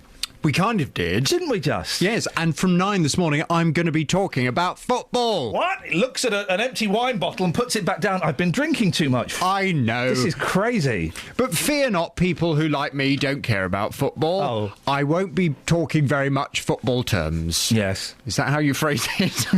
What did you think of the match last night? I thought it was excellent. Coming up at 9... I would pay top dollar to hear you do a week on Talk Sport. It really would make my life complete. Forget 5 Live, go to Talk Sport. That's where your home lies. Coming up on the big phone in this morning at 9, are you pleased or disappointed England are nearly out of the World Cup? Last night, England lost 2-1 to Uruguay and are now very likely to be knocked out of the World Cup. There had been high hopes that the team would do well this year, as the team seemed unified and their youth and pace was supposed to cause problems for teams like Uruguay, apparently. Yeah. Well, after a decent performance against Italy, last night's defeat will come as a big disappointment for anyone who's invested time, money and energy supporting this England team. For others, it may be a chance to say, I told you so, we're rubbish. We've always been rubbish. I mean, for goodness sake, come on. We've been rubbish for 50 years. Yeah. When was the last time England was any good? And yet every time this World Cup business starts, what happens? I'll tell you what happens.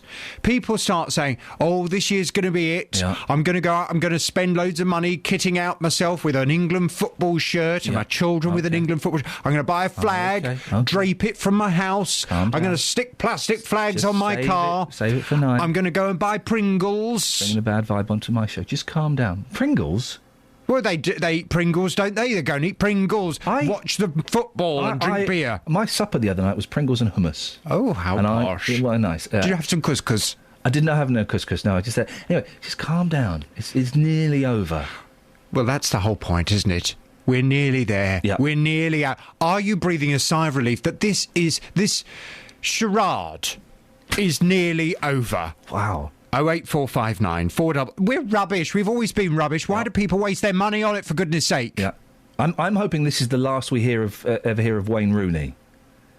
Well, and that's the other thing about this, isn't it? I mean, whether you're a football fan or not, just a bunch of overpaid prima donnas. Oh, gosh. If you look at it, I mean, supposedly, based on the money that they earn, they presumably should be the very best footballers in the world. Well, they're rubbish. And last night, surely, has demonstrated we're rubbish. Got Mike in Crewe has texted in. What's that? Keen to get your thoughts on this. Mike says the players do not play enough together as a team. They're always changing the players. When England won the Rugby World Cup, it took 5 years of playing basically the same team to get them to gel and work together as a team. Your thoughts on that, Jonathan? I think it's very true. Well done, Mike. Well, from 9 this morning at 9, 08459 455 555, are you pleased or disappointed England are nearly out of the World Cup? It might be one to listen to today. I am really going to look forward to the first hour today. Oh, good. It's going to be a lot of fun. Oh, good. See you later. Thank you. Across beds, hearts and bucks. This is Iain Lee. BBC Three Counties Radio.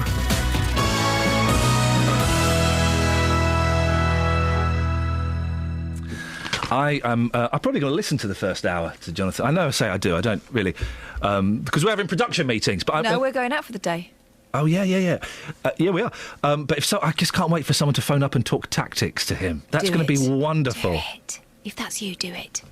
Yes, I wouldn't. Far be it from me to jeopardise Jonathan's show, but He loves talking about football. He loves it. He pretends he doesn't. It's all a ruse. The technical side. He wants to know about the 4-4-2s. The offside rule. The offside and and that's Suarez, eh? Cheeky. Anyway, we've heard today the sad news that some students will still have to go and sit their A-levels at the Mark Rutherford School in Bedfordshire. The school is closing; they've got no power, but they've managed to find enough candles for the A-level students. All other students, you got the day off, guys. That's actually true. That's not even me making a joke up. You got the day off. This is awesome. How are you going to spend it? And if you're an adult and you're jealous, what should these kids do? Nick a couple of quid off their parents and go down the caff? Put some money in the arcade machines? Is that what they should do? Go and treat themselves to a fry-up? Go and hang out in a shopping centre smoking e-cigs? Have a foot spa. What? Yeah, have a foot spa. No! Give yourself a pedie. Listen, sit at home playing Xbox all day. With your feet in a foot spa. Oh, for goodness sakes. Ellie's in Bedford. Morning, Ellie. Good morning. Your kids go to Mark Rutherford School? Yes, one of them does. I've just literally just dropped her off. And you can see all the kids running back the other way. We're going, why are they running? They're all smiling and laughing. Oh, beautiful. She's actually had to go in because she's got an A-level exhibition this evening. But no, she can't. They won't let her in.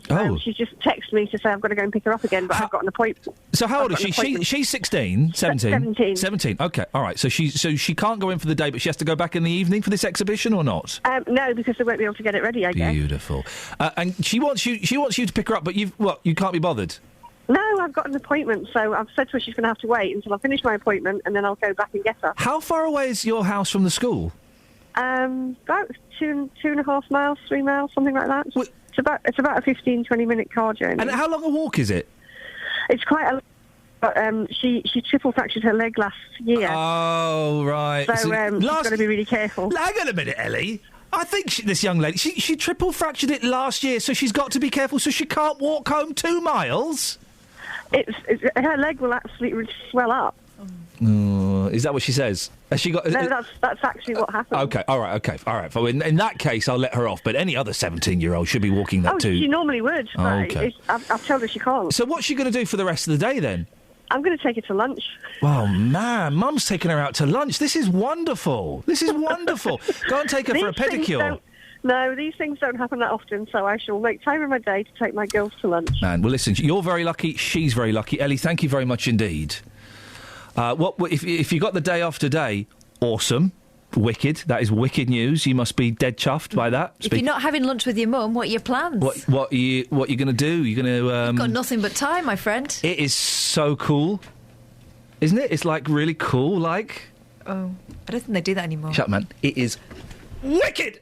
Crucial. They should go up Dunstable Downs and play a game of rounders. Yeah! Yeah, my respect, boss. Yeah, exactly. Yeah, that's what they should be doing. If you listen, and this is serious. When you die, right? And here we go again. You're taking the tone down. That's just the end of the sentence. I'm just thinking about it. When you die, are you okay? I'm fine. When you die, right? I'm sure you're okay. I'm fine.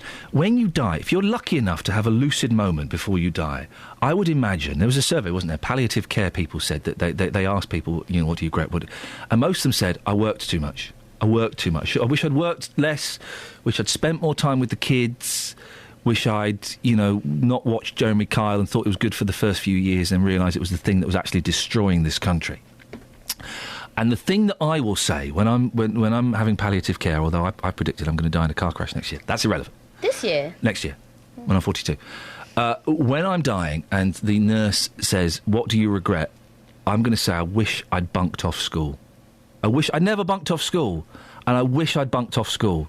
Because it wouldn't have made any difference. I'd still be here.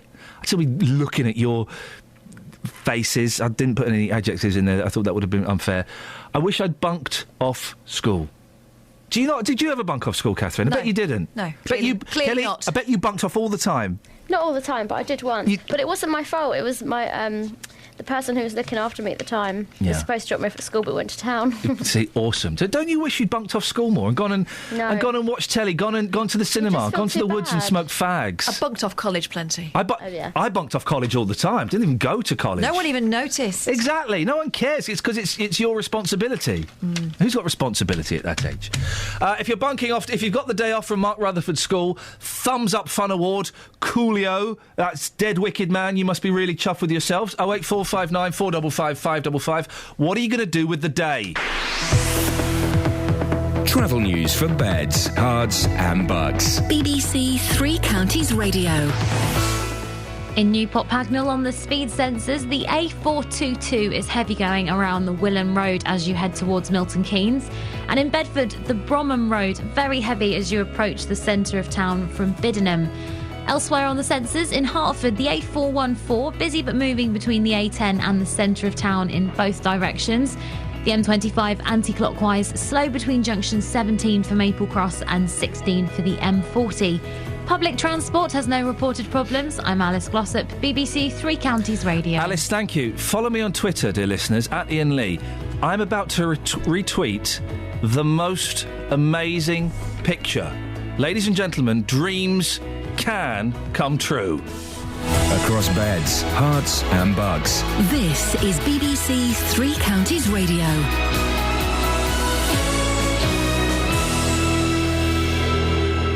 It's 8:30. I'm Simon Oxley. Buckinghamshire NHS Trust has today been removed from special measures after its latest inspection by the Care Quality Commission. The Trust's three main hospitals at Amersham, High Wycombe and Stoke Mandeville were re-inspected in March. A residents group in a Hertfordshire town say they're concerned for public safety after needles were found in a street close to a newly opened drug rehab centre in Waltham Cross. And three people, including two teenagers, have been arrested after a 16-year-old boy was stabbed near a school in Milton Keynes yesterday lunchtime. Police are appealing for information about the incident in Leadenhall near St Paul's Catholic School. Three Counties Sports. BBC Three Counties Radio. Roy Hodgson says he won't resign after defeat by Uruguay left England on the brink of World Cup elimination. Harry Redknapp was overlooked when Hodgson got the job, but says the manager couldn't have done any more. He's prepared the team well. You can see they've got a good camp. At the end of the day, we came up a little bit short. We got undone really by a fantastic individual player in Suarez. He was a better player than anything that we had, and he made the difference. Italy and Costa Rica meet at 5 today. Only an Italy win will keep England in the tournament. Here's captain Stephen Gerrard. Well, it's not it mathematically, you know, there's still a tiny small glimmer of hope, but of course we're in a very difficult position in the group and we're relying on other people, and it's exactly the position we didn't want to find ourselves in, but it's here and we have to take responsibility for where we are. England's cricketers start the second test against Sri Lanka at Headingley this morning. Ian Bell will become the 12th man to reach a century of test appearances for England. Practice starts this morning for Sunday's Austrian Grand Prix. Lewis Hamilton says the fact his teammate and championship rival Nico Rosberg has limited experience of the track could be key. Well, it's like a bicycle. Once you learn, you never forget. So, Would you see it as an advantage to him then? I don't see it as an advantage. I'm just saying is when you learn the circuit, it doesn't matter. For example, I went on Wright House the other day where I started go-karting, and I haven't driven there for years, but I knew it straight away, you know, and the advantage I had on the journalist that I was racing was because I'd raced there before. And Bedford Rugby Club's Aaron Morris starts at full-back for England under-20s in this morning's Junior World Cup final against South Africa, which kicks off in a few minutes' time in New Zealand. BBC Three Counties News and Sport. The next full bulletin is at 9. Call 08459 455 555. BBC Three Counties Radio. Wee Willie Wonky. Morning, this is Iain Lee, BBC Three Counties Radio. It's kind of been a bit of a mess today, but a beautiful mess. A beautiful mess. If you want to take part in the last 30 minutes of the show, what are we talking about? Well, we're asking for the saddest song ever. I don't think anything is sadder than the closing theme to The Incredible Hulk. And I think that's pretty much it. If you're not on Twitter, the picture I just retweeted was tweeted to me by Iain. And it wasn't a mini baby bell, it was a baby bell. It's the size of a man's hand. It's incredible. Incredible. Carpet Martin has sent us a tweet about what kids could get up to on the day off school. Martin, I can't condone that behaviour. Very, very, very naughty indeed. If you want to give us a call, 08459 455 555. Here's another thing. Did you bunk off school as a kid? What did you do? What did you do? I didn't do it. I bunked off sixth form college and I bunked off university a lot. What did we do? Well, we went to the pub. I remember playing a golf game in the pub at sixth form college, and I remember sitting around in a very relaxed state at university watching Laurel and Hardy videos. And expanding our minds. That seemed to be the par. Of course, what did you do when you bunked off? And do you regret not bunking off more? Seriously, it's kind of my one big regret is not bunking off more. 08459 455 555. Patrick's in Milton Keynes. Patrick, did you used to bunk off school? Well, I really should not comment on that one, I'm afraid, because, you know what it's like, we all do. Well, the thing is, I never bunked off school. I remember getting very, very drunk at school once, very dry. I smuggled in a bottle of Jack Daniels to school, and we got trashed. Oh, well, I like that one. I didn't do that. And I don't condone this. I was 15. At break time, we went down to where me and my friend Slim used to work. He was called Slim. He was a big lad. We used to work in B-Jams. And we got a bottle of lemonade, and we drank half this bottle of Jack Daniels. And I don't condone this, guys. We went back to school, and I was absolutely trashed. I remember standing on a window ledge thinking I was Jesus. Wow. That's not good. That's not good. But you bunked off, did you, Patrick? Well, on the occasion, on a nice sunny day. What did you do to fill your time? Was it just standing in the shopping centre? Well, you would do, wouldn't you? Trolley collecting was my thing. 10p trolleys. Oh, mate, you are a genius. We used to do that. We'd stand outside Waitrose. Do you want me to take your trolley back to your car, miss? That's it. Yeah. And then you get the 10 pence, the deposit they put in there. £1, £2 a day. Flipping heck! Go, Patrick, you brought back some memories there. I remember getting a little bit nasty around the back of Waitrose when the tough gang kind of moved in, and anyway. Patrick, you've not called in about that. What have you called in about? You do need tissues at the ready for this one. Okay. Because it gets me right now. Oh, mate. I'm choking up. It's a sad song, is it? It is so sad. It's Simon Garfunkel. Yeah. I'm struggling here. Go on. It's Bright Eyes. It gets me. Yeah. Tell me why. Tell me why that one does it for you. I do love my rabbits, you see, and yeah. Especially, you see that one going off, and the story that goes with it. It just brings back all the emotions. It's. Oh, there we go. Don't. I've never been able to watch the film because it would break my heart. It does. You can just see that poor little bunny. Yeah. Patrick, I'm just going to leave you alone with Bright Eyes for a little while. Okay? Please, stop it now. Is it a kind of dream? Floating out on the top. You have a nice day, Patrick, won't you? Thank you very much. Cheers. Have a nice day. Following the river of death downstream. Following a river of death downstream. Or is it a dream? I tell you why I couldn't watch that now. It's that really rubbish 70s animation. Where it's like there was a cartoon of Lord of the Rings. Yeah, I remember that. Oh, it's just that lazy. But in the Lord of the Rings cartoon, they brought in sort of part film, didn't they? When they had the orcs in it, it was a man's silhouette. It was horrible, and I didn't like that Bright Eyes thing either. That was a scary film, wasn't a sad film. It was a scary film. So the Beatles made A Hard Day's Night. Yes. The Beatles made Help, fun knockabout films. Although Help, if you look at it now, it's a little bit racist. This is all true. They were going to a script was written by Joe Orton, the playwright for them. I'm aware of his work. That didn't get made. Why? The third film they were going to make was The Lord of the Rings. And it was either Lord of the Rings or The Hobbit. And the Beatles were going to make Lord of the Rings. How cool would that have been? It would have been a hot mess. Wouldn't it have been awful, but wonderful at the same time? Wonderful at the same time. Art's still going there. I mean, it's not a particularly good song, is it, really, when you think about it? He's reminded me of something there. My brother-in-law fell off a table to that music. When he was a kid, broke his leg. Very sad song for him. OK, well, songs that have... 9 months he was out. 9 months? 9 months. 9 months. How many? 9 months. Oh, 9 months. 9 months, eh, just? Oh, 9 months. Now, who was that last caller? What was his name? I've forgotten already. 9 months. Let's call him Steve. Colin, Patrick. Patrick has reminded me of something. We've got 20 minutes. We can do this. Justin. Yes, boss. How did you make money as a kid? Can I go into this on air? Various ways, actually. Hello, mister. Hello, mister. Can I help? Oh, this is going to be terrible. Do you know, I'm going to say this. Please forgive me for saying this, but I am quite tall, a bit like yourself, so I looked a bit older than some of my friends, so I used to occasionally buy cigarettes and put a bit of a markup on them. Justin Dealey. Justin Dealer, more like. Yes. I was a perfumier. I was one of those. Did you do that? What did you do? What does that mean? It means you get rose petals, put them in water and sell them to passers-by who pity you. What? Yes. It was in a Vitalite tub as well, so, I mean, the marketing wasn't great. 08459 455 555. How did you make money as a kid? Here are my 2 ways, right? One was the Waitrose trolley thing. Take your trolley back to the car, miss.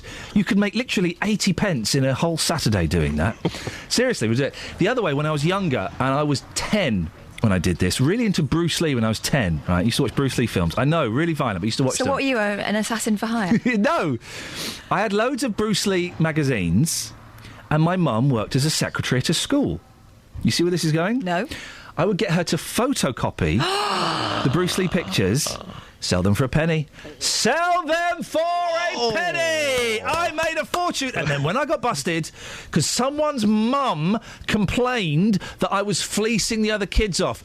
Jog on, mum, I wasn't. They wanted to pay the penny, I had the goods. Don't blame the game, blame the don't blame the gangster. Don't blame the player. Get it hard or get out of town, guys. I was fulfilling a hole in a market. 08459 455 555. How did you make money as a kid? How were you a gonch? Brilliant phoning. Isn't it a brilliant phoning? Yes, yeah, wonderful. No one else got that Gonch reference. No, I know. I knew you'd get the Gonch reference. I was hoping you'd get the Gonch reference. I thought you may have been on the cusp. No, I was in it. No, let's not explain it to these kids. Gonch Gardner, everyone. Yeah, Gonch. I was doing a Gonch.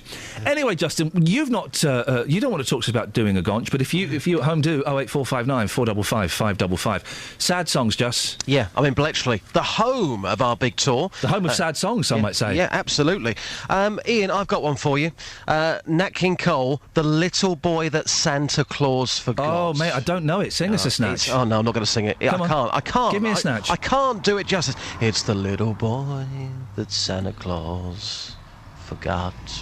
Anybody who knows that song will back me up. That is, without any question, the saddest song Imagine of all time. Father Christmas forgetting a little boy. Exactly, and the way he sings it, it's just emotional. Yeah. So I'm here in Bletchley, the home of our big tour, talking to people about songs which make them cry, the sad songs. It takes a bit of a twist at the end. Hang on, Catherine, what are you saying? Well, that little boy that Santa Claus forgot, and goodness knows I didn't want a lot. And he goes through the list and you think, oh, OK, well, you know, you don't always get what you want. Of course you don't. And then there's a line in it that says, I haven't got a daddy. Well, the little boy that Santa Claus forgot. Deal with it. So I haven't got a daddy anymore. Deal with it. You know, get over it. For goodness sakes. Oh. Get over it. You really have no soul. Loads of people haven't got a daddy. Hey, listen, you know, I'm 41, right? Really? You know, older people in their 30s, 40s and 50s, when their parents die, are they technically orphans? Can you be orphaned in you're 53? I guess. That's something to look forward to.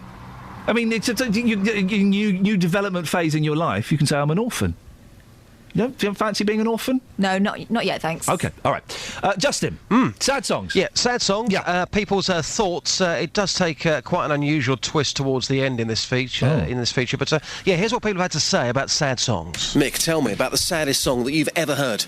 Deck of Cards. By Wink Martindale. Yes. Wow, that gets me every time. Why does it get you? It's just a sad song. Yeah. It's just sad. It's old and it's sad. Yeah. Particularly at Christmas time when you hear it. Oh, yeah. David, Celine Dion, My Heart Will Go On.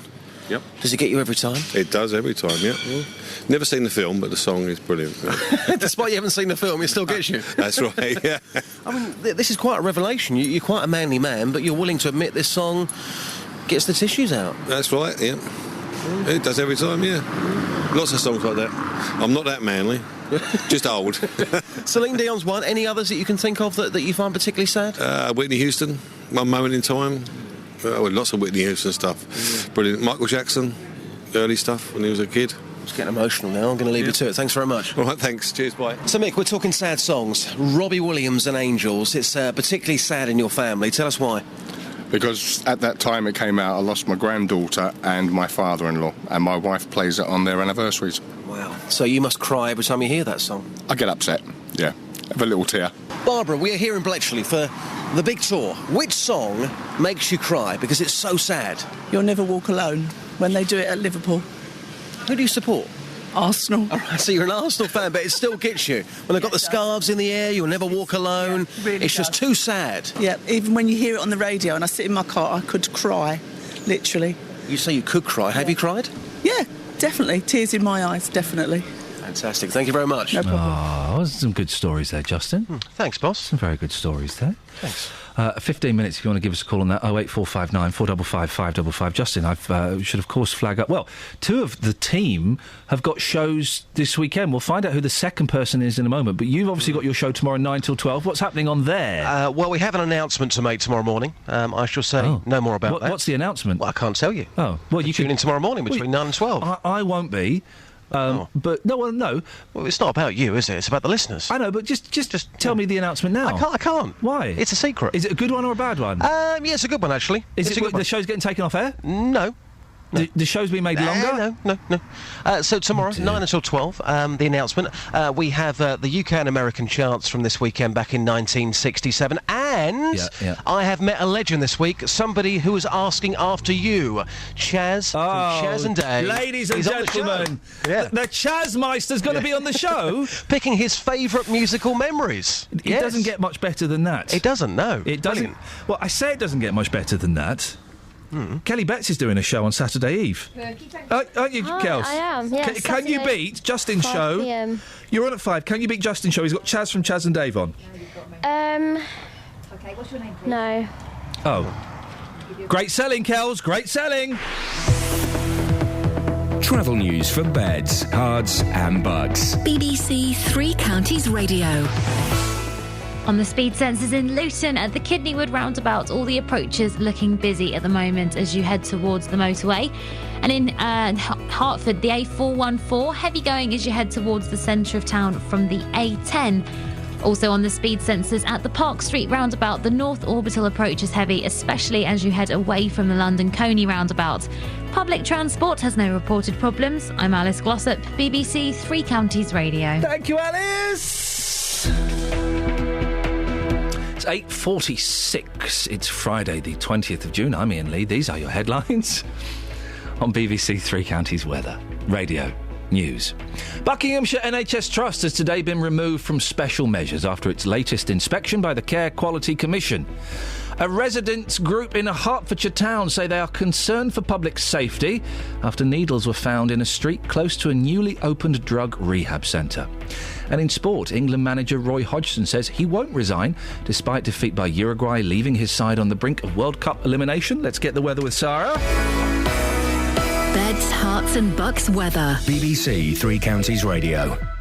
Thanks very much indeed. We've got some holes appearing in the cloud at the moment. We've got a really good one actually, just above Baldock at the minute and Biggleswade, that kind of area. A lot of cloud elsewhere, but towards the north into the Midlands, we're starting to see the cloud thinning and breaking, and that's a process that will gradually filter towards the 3 counties as we go through this morning. So by this afternoon, bright or even sunny intervals and a top temperature of 21 Celsius. Staying dry, crucially, for today and the next few days, actually. Not until Monday afternoon do we start to lose the benefits of high pressure. Tomorrow we should do better for sunshine, and again, temperatures around the 21 Celsius mark. And then on Monday afternoon, we'll start to run the risk of some showers in the afternoon. But before that, generally 3 fine days, although a lot of cloud around for this morning. Sarah? Yes. Earlier on, there was some confusion. I thought you said, dude. Oh, that's right. You said to you claim you said to you, and it was a bit embarrassing. Okay. Can we just to clarify it? Can I play the clip? Oh yeah. And just got the clip here. Let's have a little listen to this. Let me just stop this music. Hang on a second. So this is you earlier, about an hour ago. Thanks very much, Dean. Hello. Indeed, that's what I was saying there. Really? Ah, okay, all right. Okay. Shall we have indeed? Thanks very much indeed. Let's have a listen. Okay. Thanks very much, Dean. Hello. Sarah, let's just one more. Thanks very much, Dean. Hello. Come on. It's been edited. No, I swear to you, my hand on my heart, we have not edited it. This is you. Thanks very much, Dean. Hello. I'm so sorry. I fall on my sword. What can I say? You're right. It does sound like that. You're a very good sport. Have a lovely weekend. Thank you very much. Thanks very much, Dean. Hello. BBC Sport. Just walking through the gates gives you goosebumps. With all eyes on centre court. The nerves, the excitement, who knows what will happen when they step onto the grass. And with so much talent in one place. This generation of tennis players has never been equalled. They have really taken the game up a notch. It's anyone's game. Wimbledon is special and the one that every player wants to win. Wimbledon 2014. Starts Monday across the BBC. Across beds, hearts and bucks. This is Iain Lee. BBC 3 Counties Radio. Thanks very much, Dean. Hello. 08459 455 555 is the telephone number. It's got kind of a weird hodgepodge, kind of a weird Hodgkinson. What's his name? Roy Hodgson. Who's the man who does the... Roy Hodgson. Yeah. It's kind of a weird Hodgson mix of a show today. We've just kind of... What did you put him in there for? I was trying to make up a word. Let's be honest. Kath and I, we've both just confessed. We can't really be bothered today, can we? So the show's been a little bit lacklustre. I wouldn't say that on air. I wouldn't say that on air. No, off air.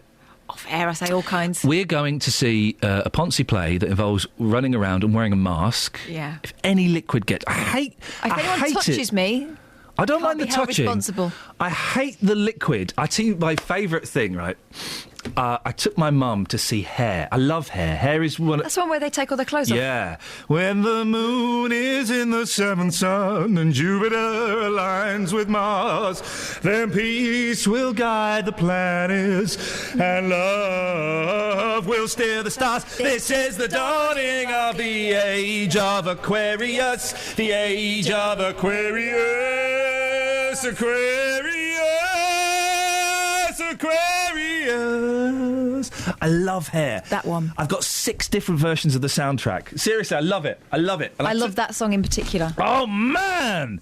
The best song on there is, talking about sad songs, I met a boy called Frank Mills on September 12th right here in front of the Waverley, but unfortunately I lost his address. Oh, sad. Anyway, I took my mum to see it, right? And they all strip off. And we're joking about, they're going to strip off, blah, blah, blah. And we're sat, where are we sat? We're kind of sat in a balcony, in the front of the balcony, by the edge, because she's in the wheelchair seat, so we're kind of sat there, always get quite good seats. By the way, here's a tip, if you can't afford to go to the theatre, just find a wheelchair and phone up and say one of you's a carer. You either get the seat free or half price. That would be wrong. No. He's only joking. I'm not. Hey, listen. Anyway, so we're sat there, right, and they strip off, and it's great. And then they start running around the theatre. What, with nothing on? Oh, no. My mum is sat there, right at the edge of the aisle, and the fella comes up, Next to her. No, he doesn't do that. He puts his leg up on the balcony. Let the sun shine in. What is sunshine I'm worried about?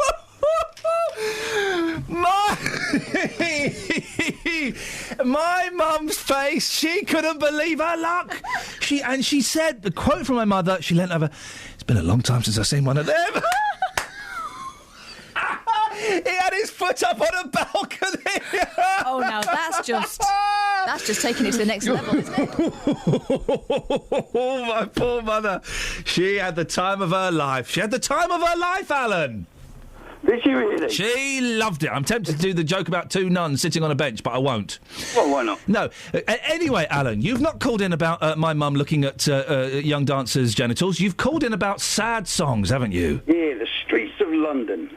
Oh, yeah. Do you know what? It's one of those songs that I've heard so many times. We used to sing it in schools a lot, that it's kind of lost its power, but it takes you to a very depressing place, doesn't it? Oh, yes.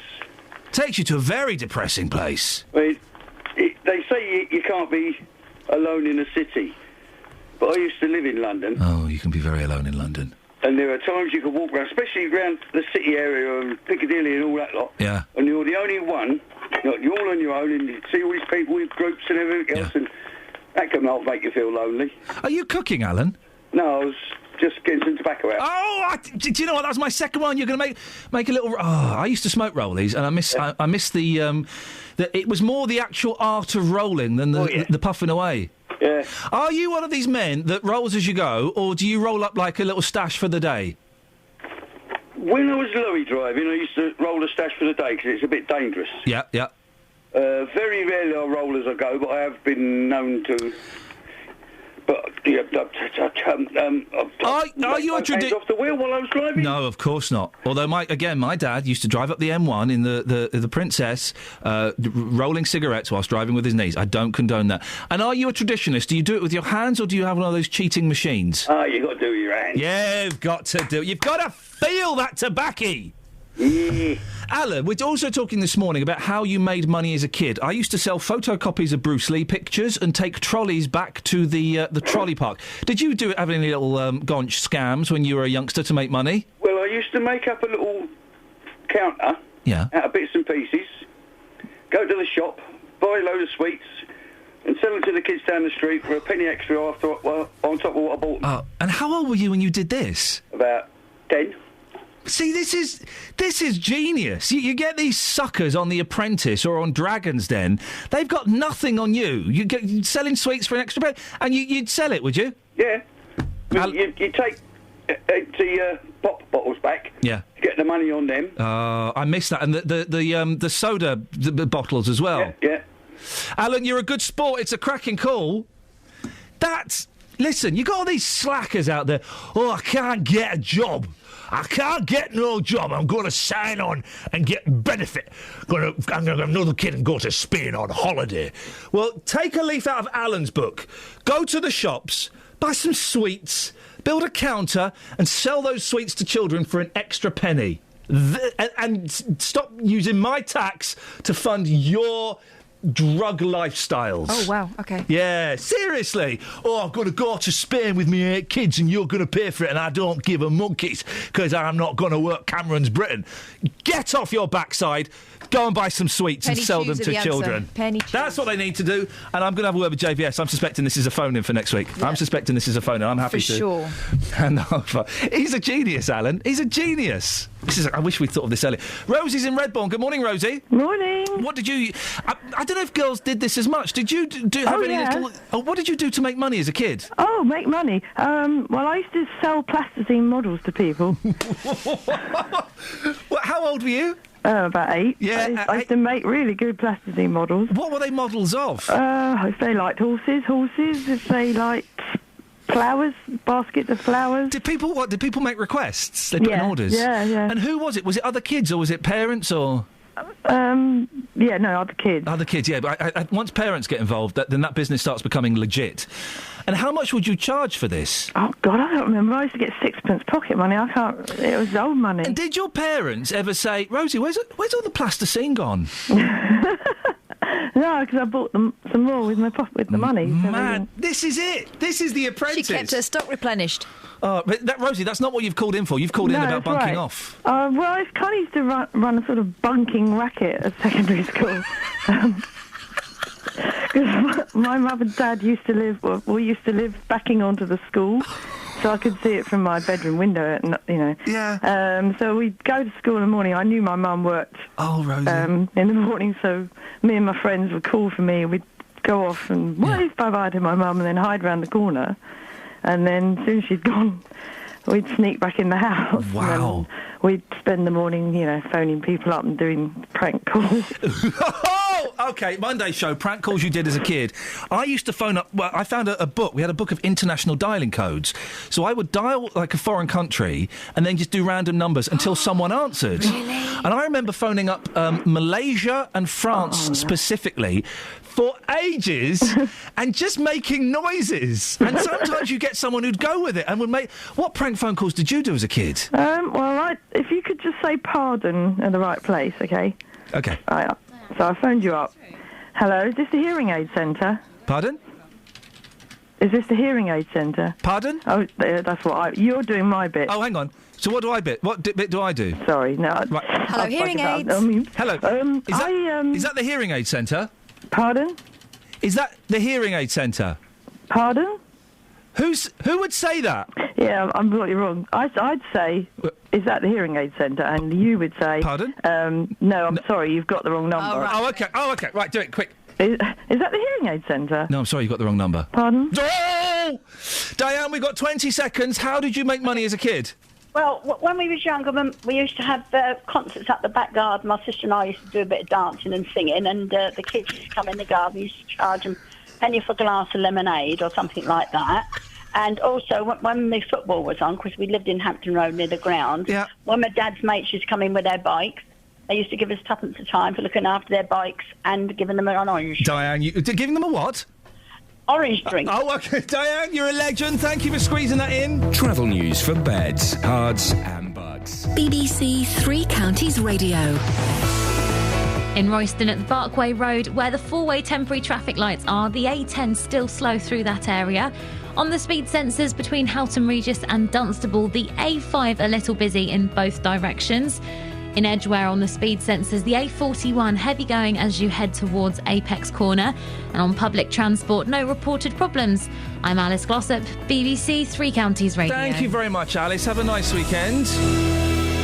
Oh, well, that was fun. If you got the day off school today, enjoy it. Go and make some money. Go and make a few quid. JVS is up next. He's talking about football. I'm going to be listening to this. Local and vocal across beds, hearts and bucks. This is BBC Three Counties Radio. It's going to be a good one. Good morning, welcome to the JVS show. I'm Jonathan Vernon-Smith. It's Friday, it's 9 o'clock, and on today's big phone-in, Ian's quite right.